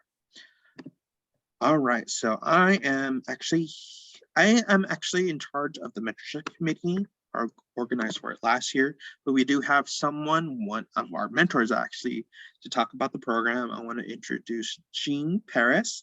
They're going to go ahead and talk a little bit about their experience and why mentorship committee is good for especially experienced first-year gardeners, have a little bit more experience in gardening, and our veteran members. So Jean, go ahead and begin. Okay, thank you, Carlo. This will be my 5th season with La Mesa Verde, and in the 4 years that I've worked with mentees, I've had 2 mentees each year, mostly women, a couple times men. Because I speak a little Spanish, I've had mostly Hispanic mentees, one Vietnamese who didn't speak English, but we were able to work it out. And that was amazing. And one Russian. The beds for the mentees are usually in their backyard. Sometimes they're in community gardens, and one time in a relative's backyard. Some of the mentees are brand new to gardening. They don't know anything about it. They've never done it before. And some of them are veterans and have a lot of experience and want the community connection that La Mesa Verde gives them. I've had 1 year, of course, was FaceTime. And that's when I had 2 male mentees. We did everything on FaceTime. They took me out into their gardens and showed me what was going on, and it worked out fine. Let's see. What do we do when we get together, when we talk? Mostly with the women, we get to know each other, get to know their history, their interest in gardening, families. We always connect with families, what their priorities are. I think the important thing is listening to what the mentees already know and being respectful of that knowledge and being able to share what I've learned as well. I've learned a lot from the mentees, a lot more about composting, about staking plants, about different kinds of plants I've never even seen before, different ways of growing tomatoes in community gardens. It's been fascinating, very, very interesting to me. We deal with issues, a lot of issues around pests in the garden, squirrels, rats, moles. diseases like powdery mildew, watering practices, and working around those, working with those issues to have a good garden. Mentors have a monthly mentor meeting, and it's an opportunity to hear what other mentors are going through with their mentees. We do a monthly garden report beginning in April to see how our mentees' gardens are doing. And there are a lot of other opportunities to serve, as Carlo has already mentioned to you. It has been a very rewarding experience. I can't begin to tell you how much I love getting to know people and know how they garden, because depending on what country they come from, they have their own way of doing things. And it's been a real learning experience for me. Making that appointment for the garden report is important to do, and important to call and remind the mentee that it's coming up, so that there's no miscommunication there. So I've loved it, and I hope to continue doing it as long as I can. Thank you. Thank you, Jean. And Jean did mention briefly that there are other opportunities outside of just the garden visits and the mentorship meetings. A lot of times our mentors help form and refine our content in terms of our gardening workshops, because they are a mix of experienced gardeners, master gardeners, and yeah, our veteran members. So if that's something that you're interested in, I did post my email and my work phone number in case you need to contact me. We are looking for a couple mentors, hopefully through our membership. We have a larger group of households that possibly will need a mentor. So if you're interested in teaching gardening, please contact me at those contacts. Okay. Thank you, Jean. All right, so we have our last committee or team, actually. Brianna is going to talk a little bit more about this because this is actually her group. We're towards the end of the committee slides, so what I'm going to do actually is post the link of the evaluation survey that we would like all of you to take a moment to fill out while Brianna is talking about build season, build committee. I'm going to be posting that in the chat right now. You can see the form link there. Take about 3 to 5 minutes filling that out. It's pretty quick. And Brianna will go ahead and talk a little bit more about build committee. Yep. So as we mentioned before, this was called a committee in the past, but we're looking at it more like a build team now, because, you know, people who are coming to builds are ready to do the hands-on things and not necessarily wanting to have like those 2-hour meetings once a month. So this will be more like a team. The big event is going to be next week, the Super Build Day, where we're building around 100 garden boxes for the year. And you will, I'll also be needing your help if you want to be involved with the build team between February and possibly early April, when it comes to installations and stuff like that. So yeah, if you're interested in being hands-on, doing some heavy lifting, meeting new members, because we'll be going to their houses, and any of that, if you're interested in any of that, come join me in the build team. Thank you, Brianna. Build team is great. I've been involved with some of their events, like Super Build Day since 2017, actually. I remember the first time I attended the Super Build Day. It was amazing that we were able to build so many beds. But build team is very satisfying, especially if you like to work with your hands. Brianna, could you put in your contact, please, in the chat in case anyone's interested in build season? And specifically, I want to mention that the Super Build Day next Saturday, there's 2 distinct shifts. one in the morning and one in the afternoon. You can pick either or to stay the entire day. It's really up to you. It's a good opportunity to get your volunteer hours.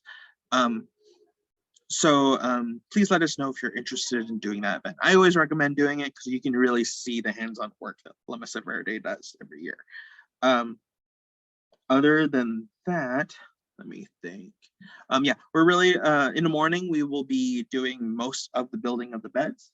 And then in the second shift in the midday afternoon, we will be hopefully delivering at least half of the beds for that day. So if you have a truck that you can help deliver some of those beds, pick the afternoon shift. If you just want to work on building the beds, also helping us with our irrigation, the morning shift is better. So just contact Brianna for that information. Oh, Nicole says, the survey only allows me to check off one committee. Okay. Brianna, would you be able to look at the survey and change the options so that they can have multiple choices on that one? Are you able to change the survey? I'll go check. Okay, thank you. We'll go ahead and correct that right now, Nicole. Sorry about that. Any questions on build committee? Hi, Carlo, this is Danielle. It's not necessarily a question on the build committee, but could you just real quick go over how we get into whatever it is, the document that you just asked Brianna to update? Because I'm not seeing it in the chat. Okay, I'll go ahead and repost the link. Give me 1 second. Thank you.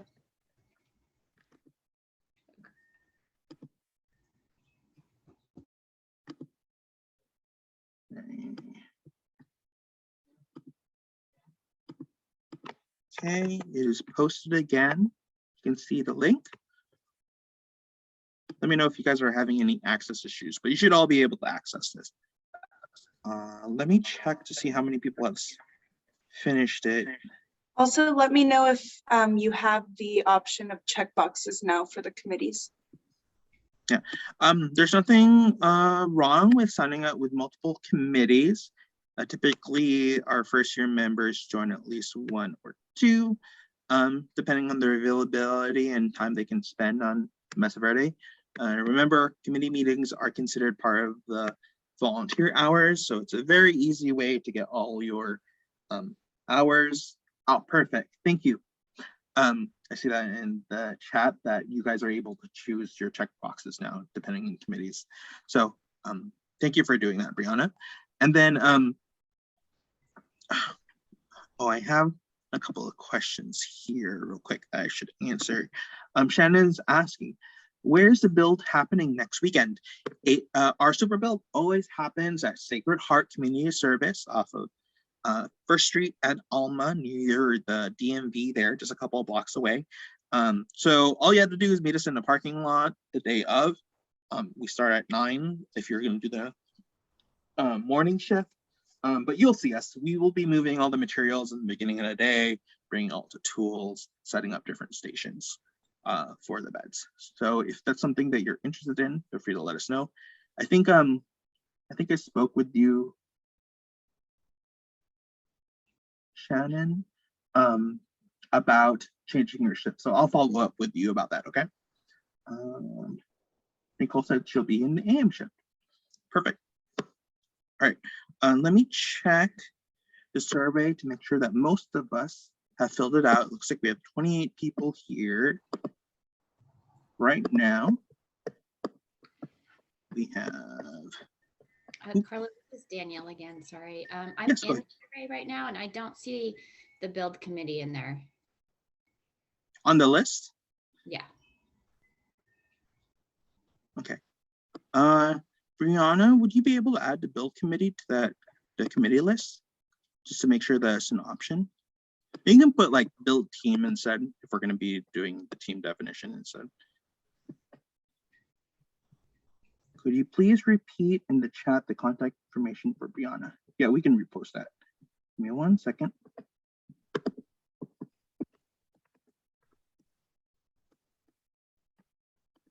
Can older children help build the build? Go to the build Super Build Day, I think. Yes, they can. I believe 16 and under won't be able to use the power tools. We don't allow it under that age, but over that age, we do have you sign a waiver specifically for your children to participate that day. So if you're going to bring your children and they're going to be helping with the build, obviously we need to go over safety precautions with them and also fill out that paperwork. So if you want to bring your children to the build, older children to the build, you can always appreciate their help. You have a lot of younger people, volunteers, and children from our members who are involved that day. And they can get a lot of good work done. So we do expect you to stay with your kids during the event and help them along in terms of the tasks. So that's just something to keep in mind. Okay. All right. Also, build team should be an option now on the survey. Perfect. Thank you for correcting that, Brianna. What are the hours for the AM and PM shifts next Saturday? From 9 to 12 and then 11:30 to 2:30. And if you can only make part of the shift, not the shift, feel free to let us know. Let Brianna or I or Fernando know. We can use any help that you can provide. Okay, let me check. This is Danielle. Yes. One more time. Have you guys used or ever considered using Google Sheets to keep track of who's going to attend what and in what groups and committees? It's a great way for everybody to instantly add their information and we could all see it at the same time. Mm-hmm. So we actually keep track of our volunteers and our committees through the use of Salesforce. So we have a database that we use to make sure that we have everyone's information. It helps us track the volunteer hours that all our members do too. So okay. I know that's not like totally accessible to our members, but if you want to join the committee, we add you to the database. That way we can keep you in communication on what's going on during that time. Thank you. Okay, I see responses. There's only 12 responses. There's 28 people here. So if you haven't filled out that survey yet, please do so. Brianna, if you can, could you repost that survey link if it's not in the bottom of the chat? Has the time changed? I was told it was from 8:30 to 11:30 for the AM shift. Nicole, on paper and on advertisement, it's actually from 9:30 to 11:30. If you want to come a little bit early to help with the setup part of it, moving a lot of the materials, you can come that early if you want. We're going to be there at 8 o'clock, all the staff. So if you want to come a little bit early, that's completely fine. Okay, thank you, Brianna, for posting that link again. So we have 14 people now. We get at least half. That's at least half of us already. This link will also be sent out via email after this workshop, so be aware of that. If you're having any access issues, again, feel free to contact Brianna or I. But this is very important. Everyone really has to fill out this pre-survey. It's pretty mandatory. That way we can compare our information for the beginning of the year and the end of the year. So please take a moment to fill it out if you haven't yet. Okay, let's see what our time is right now. All right, so it's 11:04 right now. We pretty much finished up with our committee recruitment pitches and explaining the committees. Is there any other questions in terms of the committees that you can possibly join? Okay, all right. So we're going to go ahead and move on then, since we're actually ahead of time by 16 minutes. We're going to talk about, let me see, let me bring this up, sorry. We're going to talk about volunteer opportunities. Brianna is our volunteer coordinator within our program through JVC, and she's going to be in charge for the first half of the year in terms of volunteer opportunities. So Brianna, you want to go ahead and talk a little bit more about it? Yep. So we have several volunteering opportunities coming up in the next like 2-ish months. So the first one and the one that's coming up the soonest is next Saturday's Super Build Day, obviously. But we also need help the Friday before, so the 28th, moving the planks of wood. So if you're able to help us that day, we'll have 2 shifts, one in the morning and then one in the afternoon. Carlo, do you know? I know the afternoon one is 2:30 to 4:30, but I don't remember what the one before is. We can assume that the morning one is from 9 to 12. Okay. But we will be spending that entire Friday next week preparing for Saturday, like moving everything so it's easier for volunteers to move. So please let Brianna know if you can attend that Friday. If you're not able to attend the actual Super Build Day, it's a good option. You won't be building beds on Friday, but you will be helping us with the materials. So another opportunity we have is helping with preparing the February and March workshops, either the gardening part or the food justice access part. If you have any particular interest or calling towards the topics we're going to be having those months and you want to be involved and help work out, that would be great. Also, we're going to need people to make phone calls and or text messages for those workshops as well. So that's also an opportunity to get some hours. And then finally, the garden bed installations that are going to be happening between February and March, maybe even into early April. So those are several opportunities. I know I spit them out really quickly, but if you are interested in any of them or you have any more questions about any of them, you can shoot me a text or an email. And as always, we'll be sending out reminders for those volunteering opportunities as they get closer, but just to kind of have them in the back of your mind for now. Yeah. Brianna also works on the newsletter that comes out, I think it's every month. And she tends to post all the volunteer opportunities that are going to be available that month. So keep an eye out in your email for that. When she does share it, it keeps us pretty up to date on what's available. Other than that, I think the next opportunity after build season is actually planting distribution, spring planting distribution. You can volunteer either for the prep days before that event in April, or you can volunteer for the day where you help us actually distribute the plants to all our families at LMV. So if those are things that you're interested in participating in, please contact Brianna again. Yes, Nicole, I think it is the 23rd. Let me just double check real quick. Yes, I believe it's the 23rd. Yeah, it's after the 16th. If you're interested in that, please outreach to us. We always need a lot of help for distribution day. It's very easy. It's a good way to socialize with other members and volunteers in the program. There are 2 different days, right? Yes. So Karina, on the 23rd is the actual spring distribution day. On the 20th and 21st are the prep days where we prepare all the trays for Saturday and the envelopes and the handbook.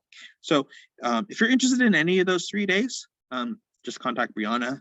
We haven't quite started signups for that yet, but that information will be going out later on. No problem, Karina. All right, any other questions on volunteer opportunities? That's good to hear, Sarah. We would love to help have your help during prep day. Okay, I'm gonna go ahead and move on. And so this is pictures that we've taken over the years. Top left is during one of our distributions.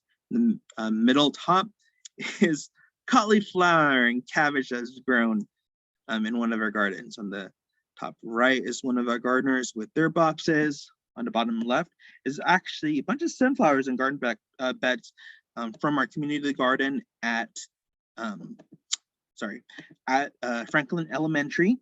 In the middle, in the bottom, is one of our smaller garden beds in one of our family's houses. And the bottom right is a picture from one of our garden tours a couple of years ago, where members explaining their experience and with gardening for the first year with La Mesa Verde. I got a question from Elizabeth saying if teens can volunteer for these events. Yes, they can. Anyone in your household, friends, family can volunteer for these events. They're not just limited to our members. You know, that's really great. Usually the volunteer hours also apply for the household, not just the individual person. So if you personally can't volunteer, but you have family members such as children, brothers, sisters, whatever, you can volunteer and want to volunteer for specific events, that's available to you. Okay, I think, let me just double check our agenda today. Monthly workshops, installation. Oh, just to clarify also from what Brianna said earlier, if you want to help with the content for the next 2 workshops in February and March, this is the specific content for that. In February, like I mentioned earlier, when we were going over the calendar, it's going to be on soil and watering. And I believe in March, we're going to be talking about integrated pest management of pests, organic management of your pest in your garden. So if you are interested in either of those topics or have knowledge on it and want to work on that presentation for either of those, feel free to contact any of the staff. Anyway, I'm going to go ahead and I think we are on, we're at 11:12. So there, we did a survey link. We talked about the monthly ops, the monthly workshops. We're going to go ahead and look at the actual calendar that I have. I'm just going to share what we're going to actually share with you. I won't go over into details as we are ready. We already went over this a little bit earlier on the calendar side. Give me 1 second. I think it's this one. And one moment. You guys are seeing everything I'm doing right now. Give me 1 moment. That's not it. Okay.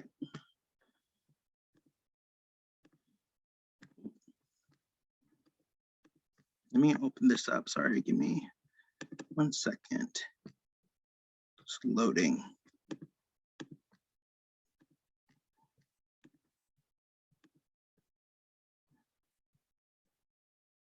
All right, so this is the schedule of holidays and also workshops and events that we're going to be having.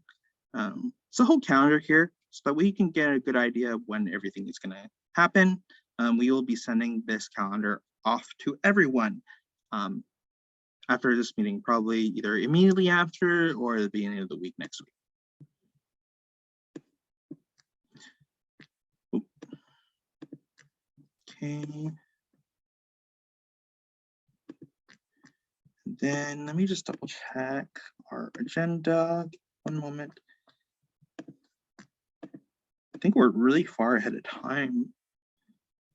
So we're gonna go ahead. I'm gonna check in with Fernando real quick and what progress he's making so far in terms of his slides. Give me 1 moment.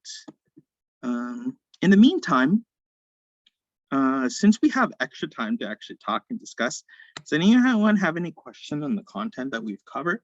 And also, is there anyone here, both veteran and new members, who want to share with us their hopes when it comes to being involved in the program this coming year? We can talk a little bit more about that. What you want to learn, your personal goals, and what are you excited about? Okay, Karina, I see that you have your hand up. I raised my hand when you asked about questions, so I had a question. But I can share that I would like to learn more and then learn from my mistakes from last year. And I still don't have all the knowledge, so I want to learn just more in general, and of course try to be a better gardener. And yeah, so my question is if you can please share the the calendar more, like the dates, so I can put it down on my calendar. I know you said that you're gonna send it, but if it's possible for you to share it again, please. Thank you. So there is going to be a follow-up email in terms of that. I can't give you a direct link yet because it's actually a PDF file for it, but that will be shared with you. I apologize if I can't share it right now. Anyone want to say anything? Goals, what you want to learn this year, what you're excited about. Is there any specific committees that you want to get involved in?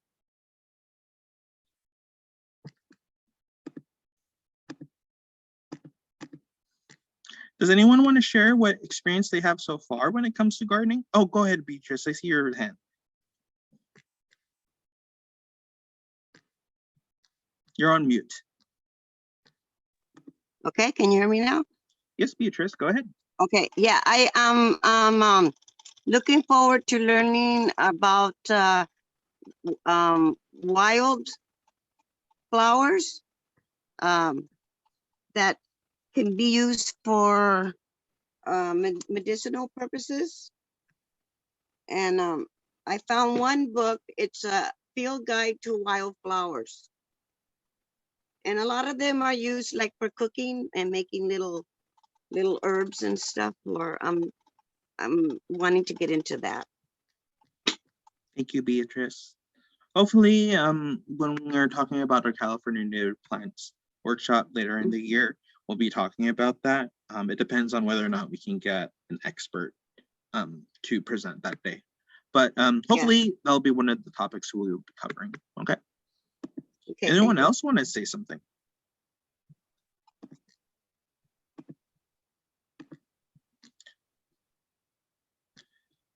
Okay, so I'm still checking with Fernando to see where he's at.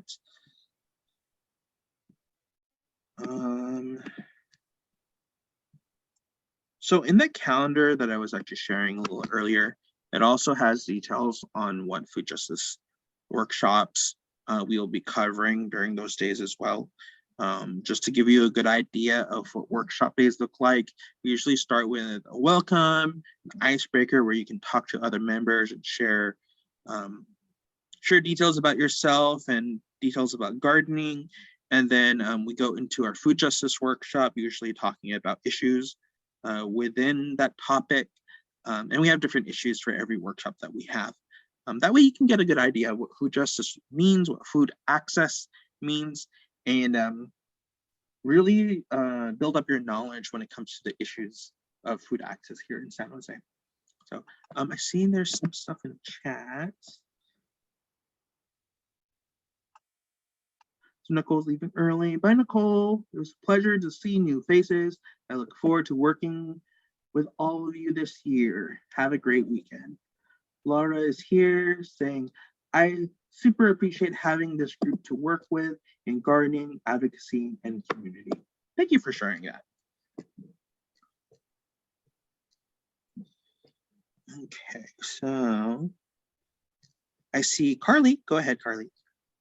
Yeah, I was wondering with committee meetings, do those usually happen on Saturdays when when the workshops aren't happening, or do they kind of meet at different times during the week? From what I believe, that's just dependent on the committee and the availability of the members. Typically, it's on weekdays, so after work, usually at 5 or 5:30. Usually they last about an hour, 2 hours, depending on the content, but it's really determined once you join the committee when everyone's availability is. So, and it changes month to month, but expect it usually once a month, about hour and a half, 2 hours for the meetings. Great, thank you. No problem, Carly. Any other questions, any comments? What do people think so far about the content that we presented earlier today?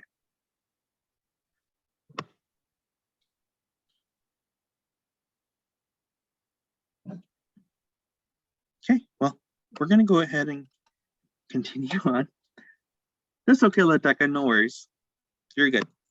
Let's see, I'm gonna check again the evaluation link that we sent earlier. Give me one moment.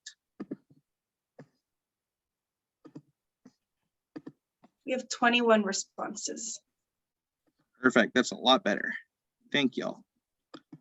So I'm trying to determine whether or not we can return back to the main room to continue on with questions and answers. If you guys have any, I'm trying to check in with Fernando right now, but I haven't gotten a response back from him yet. Brianna, would you be able to check in with Fernando real quick? Would you be able to go to the main room and ask, see where he's at?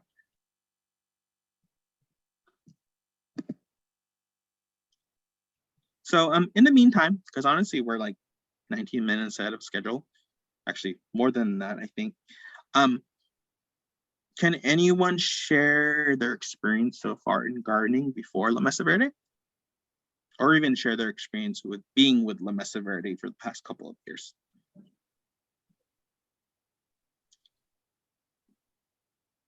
Any worries anyone has in terms of learning all of this? Yeah. I don't mind sharing. Elizabeth, I heard you, and then Moria, I see you raised your hand as well. So go ahead, and Elizabeth, and then Moria. Okay, I just so I think this last couple of years, actually during COVID, it's been great being able to learn to garden, because it's given us me and my kids something to do together, and access to organic food. And I think since this is our third year, La Mesa Verde provided us with one bed, and then we built 2 more beds together. So we've been able to really learn a lot and kind of build on, the first year, and kind of just built on that. So it's really changed our eating habits. And yeah, it's been great. It's been really great. It's a great family. Maybe, even a tradition, starting new tradition. So it's really great. So we've been able to really substitute a lot of dietary needs, because now that we started out with 1 vegetarian and now we have 2. So it's been really, it's been very helpful. Okay, so I resent the link out of the request of Etika, sorry. Thank you for that, Elizabeth. Go ahead, Moria, you're up next. Hi, I was actually thinking I might talk about this after we rejoined the other group so everyone could hear it, but I wanted to mention about that there's so I have a community garden plot in San Jose. Oh, I'm so sorry, give me one moment. Okay, sure. Go ahead, they're muted. Go ahead. I have a community garden plot in San Jose. It's a program of the city of San Jose. You pay to use space in the gardens.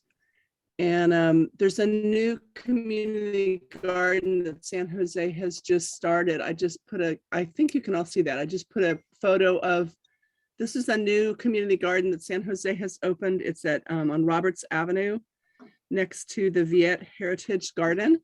And in most of the gardens in San Jose, they have it's like in the open soil. It's not raised beds, but this particular garden is smaller and they have these raised beds. So I just wanted to show this.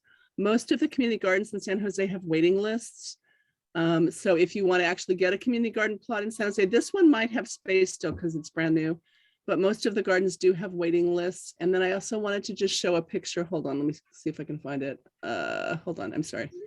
Of my garden, here we go. This is the picture of my garden plot in San Jose. It's a 600 square foot garden. It does cost rent money to do it, but it's based on the amount of water that's used. So it's actually, I think a very reasonable price.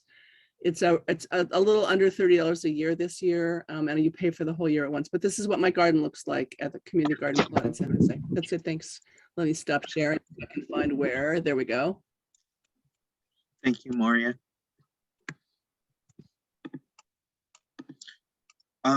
This is always a question, since we have a lot of time right now before we join the main group.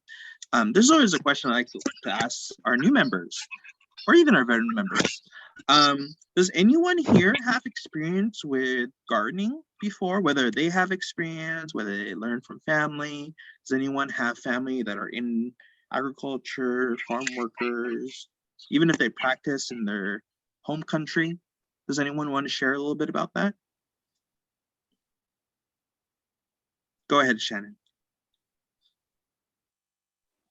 In our household, we last spring, even though we're new to this, we grew 27 different fruits and vegetables in our backyard, which is not a very large backyard, but we did watermelon and pumpkin and all sorts of things. So we ended up having vines that went across the entire backyard.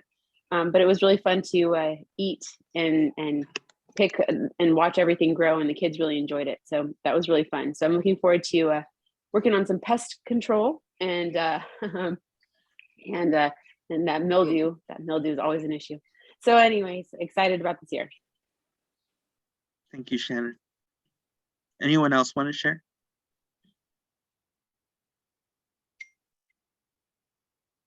Okay, I'll share my personal. Oh, Carly, go ahead. You can go next. Okay, sorry, I was trying to hit all the right buttons at the right time.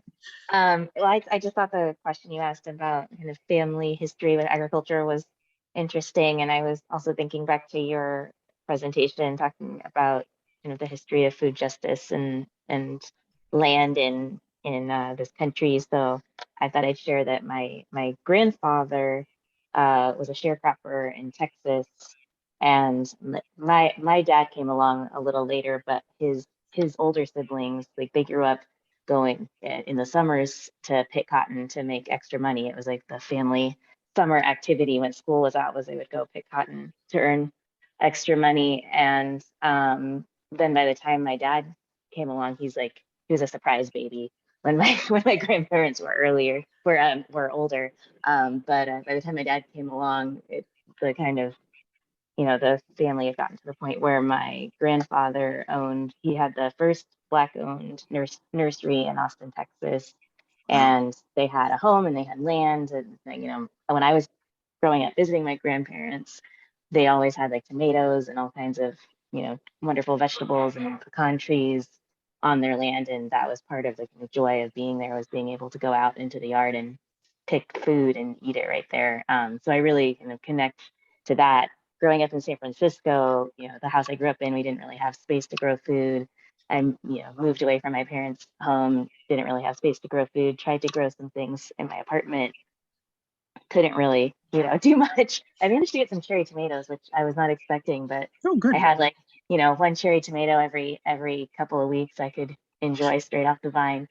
But now that I live in San Jose and I have some space for the first time in a long time to grow food, I'm really excited to have this community who's interested in this and who I can learn from. I want to believe I picked up some things from my father and my grandfather, but the last year has proven I have a lot to learn. I tried to do some things on my own, so I'm just really grateful to have found this and be part of it, and I look forward to learning from all of you. Thank you so much, Carly. Does anyone else want to share a little bit? I want to talk a little bit of my personal experience if no one else is sharing. Okay, so I want to talk a little bit more about me. So I started off as a member back in 2017. La Mesa Verde helped me build 2 garden beds in my family's home, like the home that I grew up in with my mom and the family that was living with us at that time. So we installed 2 garden beds. They included soil, the wood, pre-built beds, installing the drip irrigation that's provided with the beds as well. And so the reason why I personally joined La Mesa Verde back then was because I noticed the eating habits of my family members, especially my mother, who is technically a senior and was a senior then too, was very poor. Technically she was overweight. A lot of us were in the family. And so my goal was really to change the eating habits of my family. And so over the years, I've been involved with different volunteer things with La Mesa Verde, but the main thing is I started gardening with my family because of health reasons. We have a history of high blood pressure, diabetes, heart disease, the entire gamut of dietary related illnesses, right? And so we have a history of that in my family. In terms of history before we started gardening with my mom and everything like that, both my parents came from pretty poor provinces back in the Philippines where they were born and raised. They immigrated here probably in the 70s or 80s. I don't particularly remember, but their family was farmers. They grew all their own food in family plots. They also worked in the rice fields as rice farmers. And so every growing season, they would be doing that in order to provide for the family. And so that was one of the ways I started thinking about food access as well, because there's a lot of poverty there, insecurity when it comes to food. And when I visit there and come back here to the United States, we have the same problem. It's just not as many people talk about it, you know, about food insecurity here. So, you know, I love this program. I've always had a really good experience. I was a mentor in the past, and just recently in the past 2 years, I've been staff. And so I really encourage all of you to really think about the reasons why you're joining La Mesa Verde and what goals you have in terms of what you want to learn, and also what change you want to make with yourself, with your family, and in your community. Okay, I'm getting an update from Fernando. We got 34 responses on the survey. So if you have not filled it out yet, the most recent link is in the chat. Please take time to do that if you haven't already. So that's my own personal experience with it. I really love this program and the work that we do. There's always a lot of work at hand. So if you like to get involved in your community, this is a great way to do it. Does anyone else have anything to say about their own personal experiences?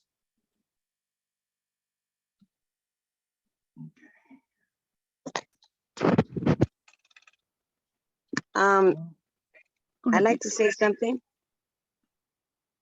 It has helped me to get back on a schedule.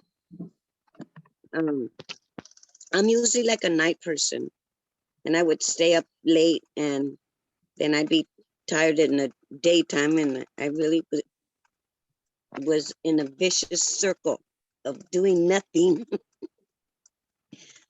But then as I try to get myself out of that, doing the gardening made me get up to do something on a routine, on a daily basis. And if I didn't, then I wouldn't see any progress. So once I started seeing the plant growing, and the kids would help me, my grandchildren helping me, it just kept me going.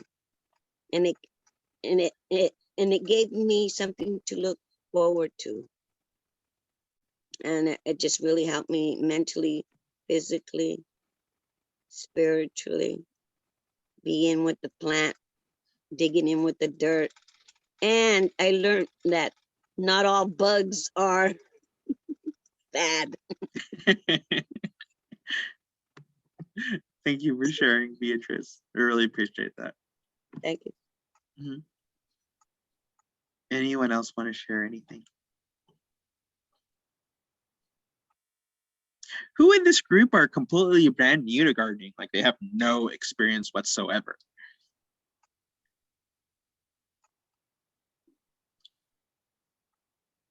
Go ahead, Cindy. Oh no, I just raised my hand to like say that I am new. Perfect. Hi, this is Danielle. Also, I don't have any experience myself. I was really inspired. I want to say this goes back to about 10 years ago. I read this series of the Anastasia books called The Ringing Cedars. And the information in there is basically ancient knowledge. Author is based in, I think it's Russia. The information comes from his partner, and she's bringing forward really, really ancient knowledge that we all kind of, I guess, hold in our DNA. And one bit of information I just really blew my mind was if you take the seeds and you put them in your mouth and your saliva on them, or you salivate, and then you plant those seeds, the crops will formulate to your DNA and basically provide you the exact balance and or nutrients or, you know, whatever it is that your body needs. And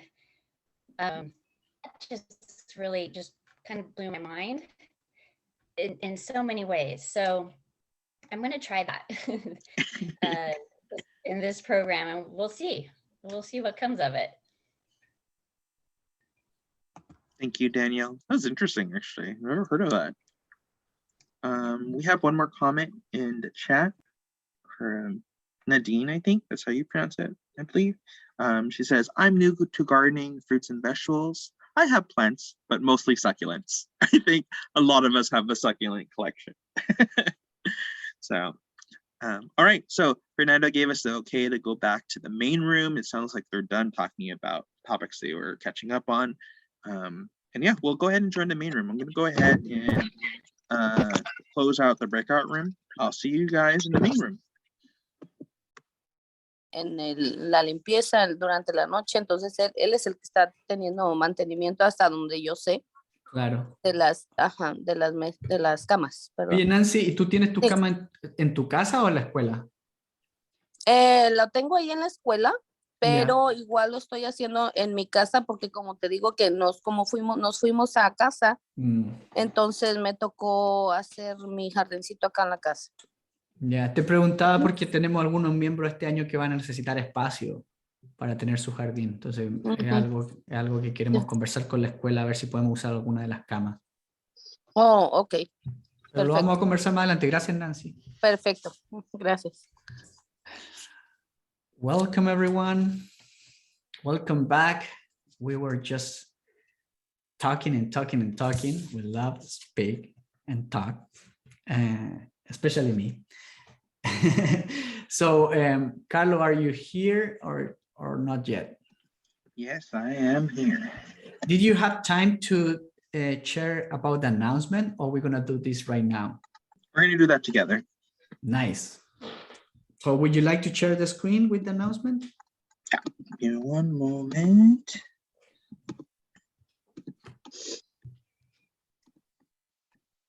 Something that I share, Carlo, with the Spanish group is this dynamic of in this specific meeting where we talk a lot.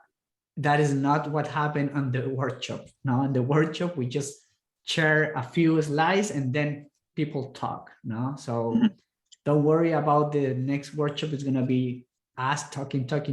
We just share some slides and then everyone share their knowledge and experience. Lo que estoy diciendo es que lo que les compartí a ustedes, ¿no? De que esta dinámica de que yo estoy hablando, no se repite en los talleres de jardinería. Nosotros tenemos un tiempo para hablar, nosotros como los trabajadores, y después todos conversamos sobre lo que presentamos. Before we go into the announcements, I just want to give one more opportunity since we're in a shared group right now in terms of language. Was there any other feedback or questions that people have before we do the announcements? ¿Algún comentario aquí frente a todo el mundo sobre lo que hemos compartido antes que pasamos a los anuncios?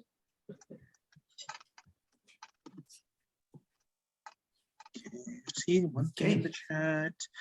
Okay, so in terms of that, we're still going to take a short opportunity to repost the survey link. We have 51 people here right now, but we only have about, I think last time we checked, 34 people who filled out the survey. So if you haven't already, fill out that pre-survey that we sent out earlier. Do we want to do announcements and talk about the evaluation link after, Fernando? Do you want to do it that way? Give me one second. Lo que estaba preguntando, Carlos, es sobre si todos han respondido a la encuesta. Yo ya fui majadero en decirle que respondieron a la encuesta, así que no pueden decir que no se lo repetimos. Voy a compartirla de nuevo en el chat, por si las moscas. Ahí la compartió Briana. Briana, siempre dos pasos adelante, Briana. Y si no, pasamos directamente a los anuncios. I think we can go to... Yo no lo he llenado la encuesta. ¿La puedo llenar ahorita?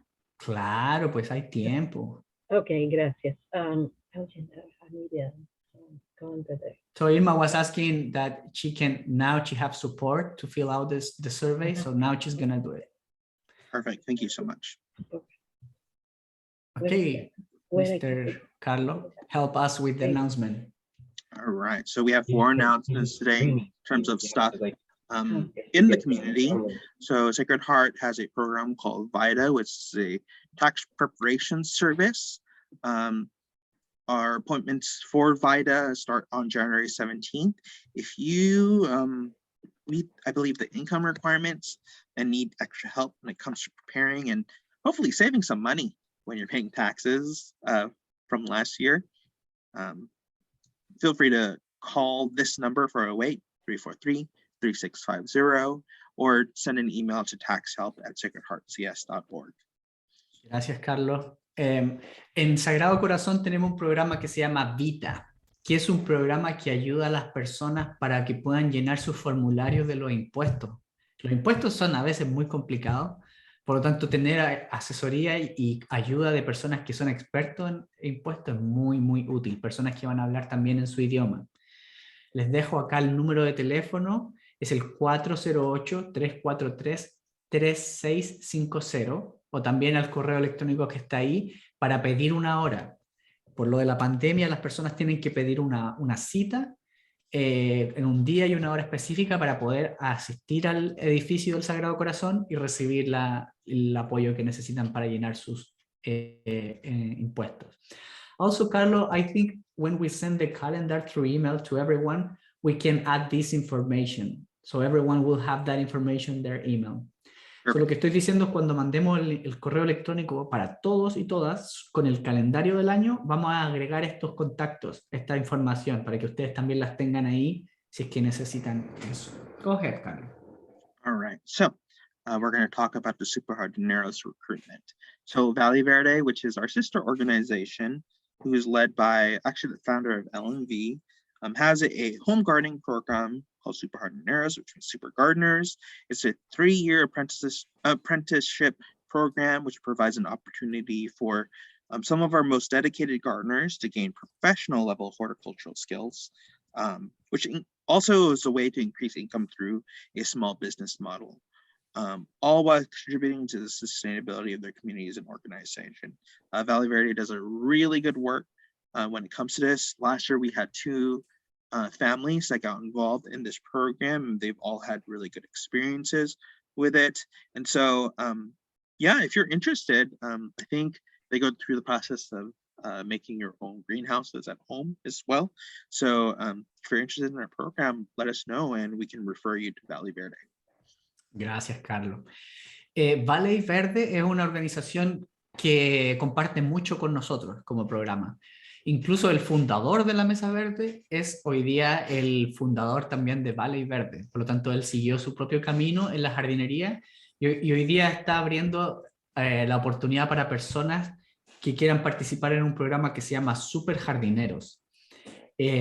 Rodrigo Orozco también es parte de ese programa y lo principal de ese programa, corrígeme Rodrigo si es que me equivoco, es poder enseñar a las personas que puedan crecer sus propias plantitas, sus propias plantitas en su casa. Es un programa que dura 3 años y tiene el objetivo de que los jardineros puedan crecer sus propias plantitas para que en algún momento ustedes puedan vender esas plantitas. Porque Valley Verde, por ejemplo, nosotros y otros programas aquí en San José, siempre estamos comprando plantitas para nuestros propios miembros. Entonces, Super Jardineros, la idea que tiene es que sean los propios jardineros quienes aprendan a cultivar sus plantitas y se las puedan vender a los programas como nosotros. Y así ustedes pueden generar algún ingreso económico. Este es un programa que está pensado principalmente para personas con bajos ingresos, pero están haciendo algunas excepciones para miembros de la Mesa Verde. Así que si están interesados nos pueden avisar o preguntar y nosotros los podemos contactar directamente con Valley Verde. Go ahead, Carlos. Okay, so we're going to go to the next part. So even though our super build is next Saturday, towards the end of our super builds, from 2 p.m. to 3:30 p.m., the City of Santa Clara Parks and Rec is holding a national seed swap. They're inviting some of the most prominent seed saving organizations in the area that will be doing presentations, and I believe seed saving workshops as well. You can help process seeds from their community garden there for the seed library at in Santa Clara. It's at Eddie Souza Park on 2380 Monroe Street in Santa Clara. If you would like any information on that, we also have a flyer for that we can send to you. I think we'll go ahead and attach that to our email that we'll be sending out later on. But if you're interested in seed saving, swapping seeds and all of that stuff, feel free to attend this after our build date next week. Gracias, Carlos. I receive a mess in the chat. I can see a message from Anna SR. If we have her name, we can send the email about Super Jardineros opportunities. And also I saw the message from Gabriela. Gabriela, yo voy a mandarte por correo electrónico la información. Okay, so I will send to Gabriela and also Anna R the information about this opportunity with Valley Verde. Carlos estaba compartiendo de este evento el sábado 29 de enero. Ya dijimos que el 29 de enero es el super día de construcción. Nosotros vamos a estar trabajando desde las 8:30 de la mañana hasta las 2 en el Sagrado Corazón, pero desde las 2 a las 3:30 en un jardín comunitario en Santa Clara, el jardín se llama Eddie Souza, va a haber un evento de intercambio de semillas. Es un evento grande, importante. Y nosotros como miembros de la Mesa Verde estamos invitados a poder participar. Por lo tanto, si el sábado 29 de enero todavía les queda energía después de construir 100 camas de jardín, desde las 2 de la tarde a las 3:30 en el jardín comunitario Eddie Souza Park, ahí en Santa Clara, va a haber este evento de intercambio de semillas. Go ahead, Carlos. Thank you, Fernando.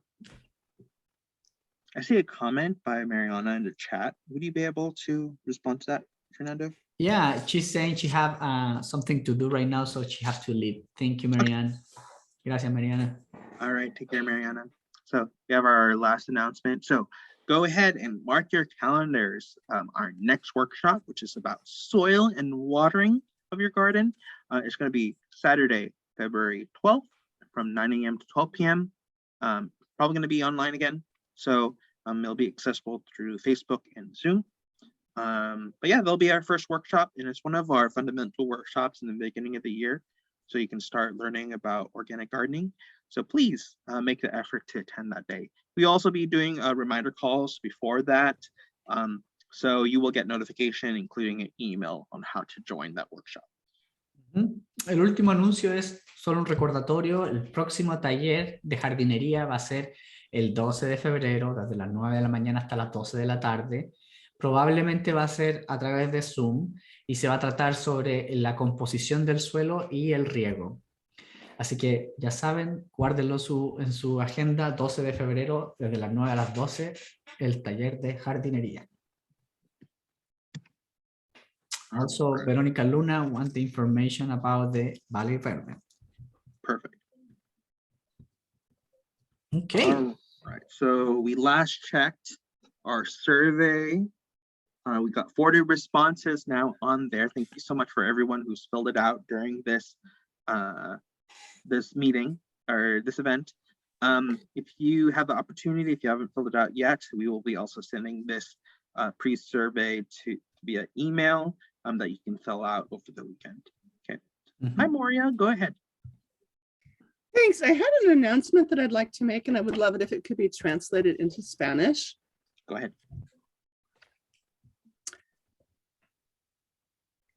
Okay, so I'll go ahead and I hope you can remember what I say. Okay, I would like to give you lots of. He's going to take notes. So, go ahead. Okay, all right. So I'm going to put this in chat also. There is an event that's every fourth Sunday in Sunnyvale, which is tomorrow. So tomorrow from 11 a.m. until noon, there is a garden share event. And this is an event where people can bring anything they want to share and give away to other people from their garden. People bring fruits and vegetables and seeds and plants and anything you could think of that goes from a garden. And you do not need to bring anything in order to come to the event and to share the things. There's usually a lot of stuff there. There's lots of plants and seeds and all kinds of things, and it's free.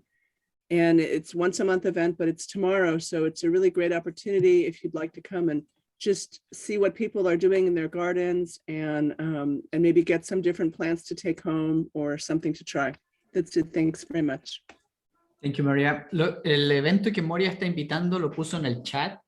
Es un evento para compartir productos e información sobre los jardines. Esto es en Sunnyvale. Es todos los cuartos domingos del mes, por lo tanto en este mes corresponde mañana. Moria puso en el chat la dirección, es 433 Charles Street, Sunnyvale, y es una gran oportunidad para conectarse con otros jardineros y también poder intercambiar semillas, plantitas, plantines, cualquier otro derivado de la jardinería, algo que está ocurriendo todos los meses, así que les pedimos que puedan, si es que se animan, por favor, poder asistir. Carlos.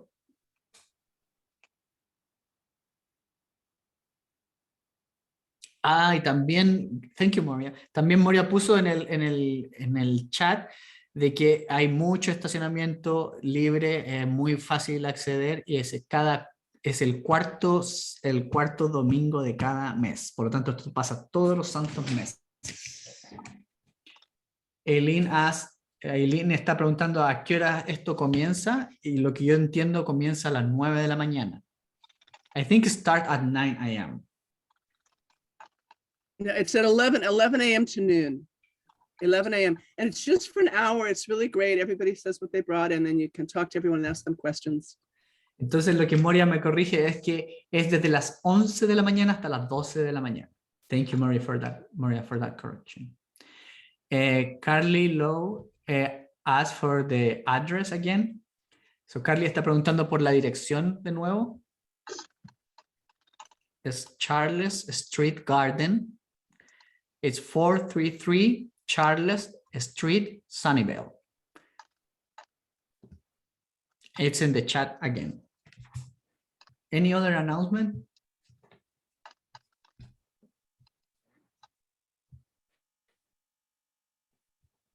¿Algún otro anuncio? ¿Alguien más que quiera compartir? Si no, podemos... Anyone want to share anything that's coming up? If not, we'll go ahead and move on. So, Carlos, can you stop sharing your screen, please? Mm-hmm. So, lo que vamos a hacer ahora es vamos a intentar sacar una fotografía de todas las personas que están acá. Voy a intentar hacer lo posible por hacerlo con mi computador. So what we're going to do is we're going to take a last picture. Yes, Verónica. Eso, peínate. Prepare your hair, Verónica. You are smart, you were ready. So we're going to take a picture. Don't worry about your hair, you look great. Nadine, you look great, don't worry. So we're going to take a screenshot of this event. Before the picture, I'm going to say this in English. I want to say thank you so much to Carlo and Brianna for being part of this team. Without them, I will never be able to lead this program. And of course, for every single member, volunteer, a gardener who have been part of this program. La Mesa Verde right now, it is what it is because through this program has passed a lot of people, a lot of members, a lot of hours of volunteer effort, even some tears, no? And so I just want to say thank you for everyone who was part of La Mesa Verde and also everyone who is right now member, and welcome to everyone. Lo que quiero decir es, quiero agradecer a Carlos y a Brianna por ser parte de este equipo. Yo solo no hubiese nunca sido capaz de liderar algo como La Mesa Verde. Por lo tanto, mucho agradecimiento y reconocimiento por su trabajo de los dos. También reconocer que por La Mesa Verde ha pasado mucha gente como equipo y también como miembros. Por lo tanto, lo que somos ahora se lo debemos a todos quienes han estado mucho antes que nosotros acá. Por lo tanto, reconocer a cada uno quien puso esfuerzo, talento, tiempo y también muchas veces lágrimas en este trabajo. Y a los que son nuevos, darles la bienvenida, decirles que este es un buen lugar para compartir, para crecer, para hacernos más fuertes juntos. So thank you so much, everyone. Now, with tears in my eyes, I'm gonna take the picture. So we're gonna take 2 pictures. You guys can post for it. Afterwards, once we're done with the pictures, we're gonna share all our contact information and social media as well, okay? So everyone, fix your hair, fix your collar. When the time is... Dame un segundo, Carlos. Give me 1 second, Carlos. Okay, are we ready for the picture? Let me see how I look like. Yeah, like every day. Me veo igual que todos los días. Okay. You want to count? ¿Tú quieres contar? Yeah, on 3. Okay, we're going to take a picture. Everyone get their poses. We're going to take 2 different pictures, okay? And give us a moment to actually save the images too in between. So, okay, ready, everyone? 1, 2, 3. Okay, let me save this picture. Fernando, did you get yours? Yes. Okay, in 1 moment as I save it.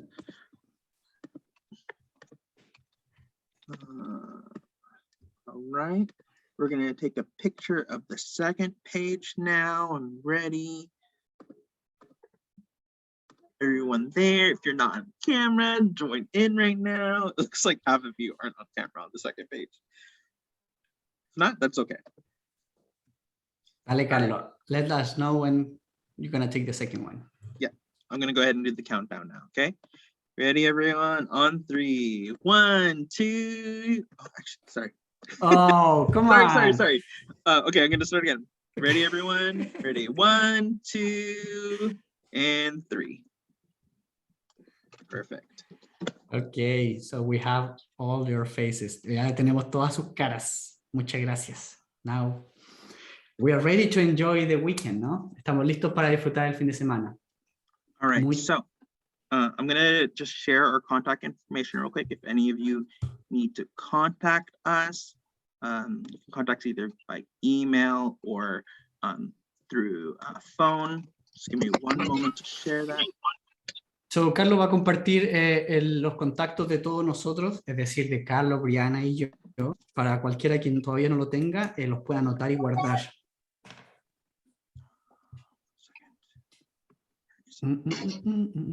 Muchas gracias, Elisa, por estar acá. All right, so feel free to take a screenshot or write down this information right now.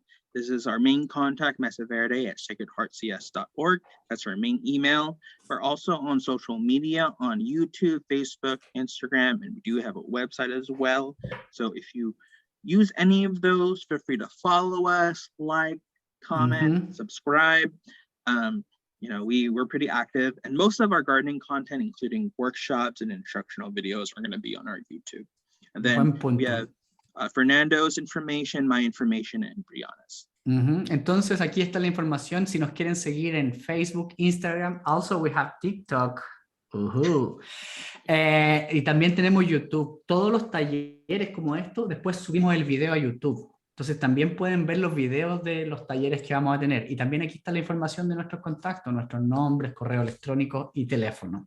Así que por favor síganos, ayúdanos a alcanzar más gente a través de este programa con redes sociales. Okay. All right, well, as Fernando was saying before, thank you so much, everyone, for taking the time to come today. I'm really excited to work with all of you for this coming year. And please don't hesitate to contact us, okay? Thank you so much, everyone. Gracias a todos. Everyone. Have a good weekend. Thank you. Bye-bye. Bye, everybody. Be safe. Bye. Have a nice weekend.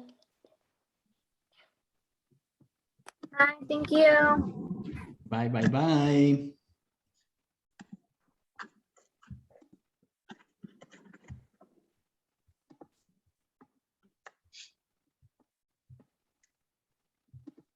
Have a good one, everyone. Thank you.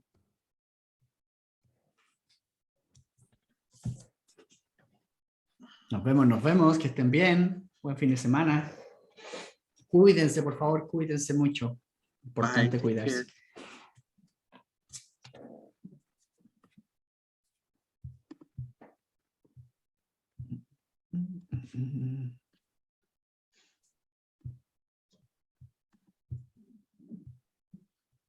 Okay, looks like we still have a couple people here.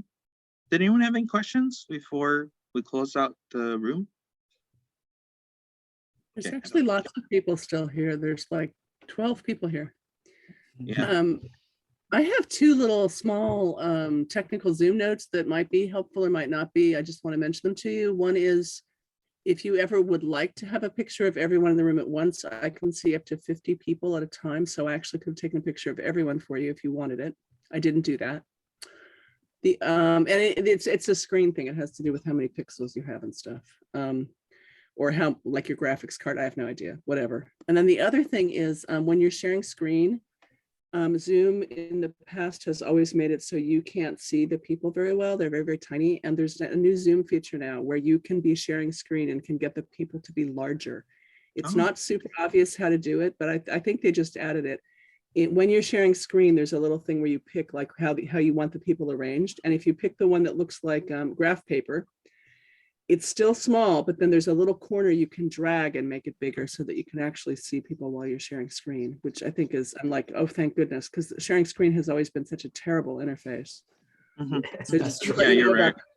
Yeah, I just want to let you know about that. I think it's brand new, but it's available now. Like I said, it's not super obvious. So you have to like first go to the view where it's kind of a gallery view, and then you have to like fly over it to find this little corner that you drag. So that's it. Thanks a lot. Thank you Good to so see you all. much. Good to see All you. right. Thank you. Bye-bye. Bye. Thank you, Maria. Take care. You too. I'm gonna stop recording now.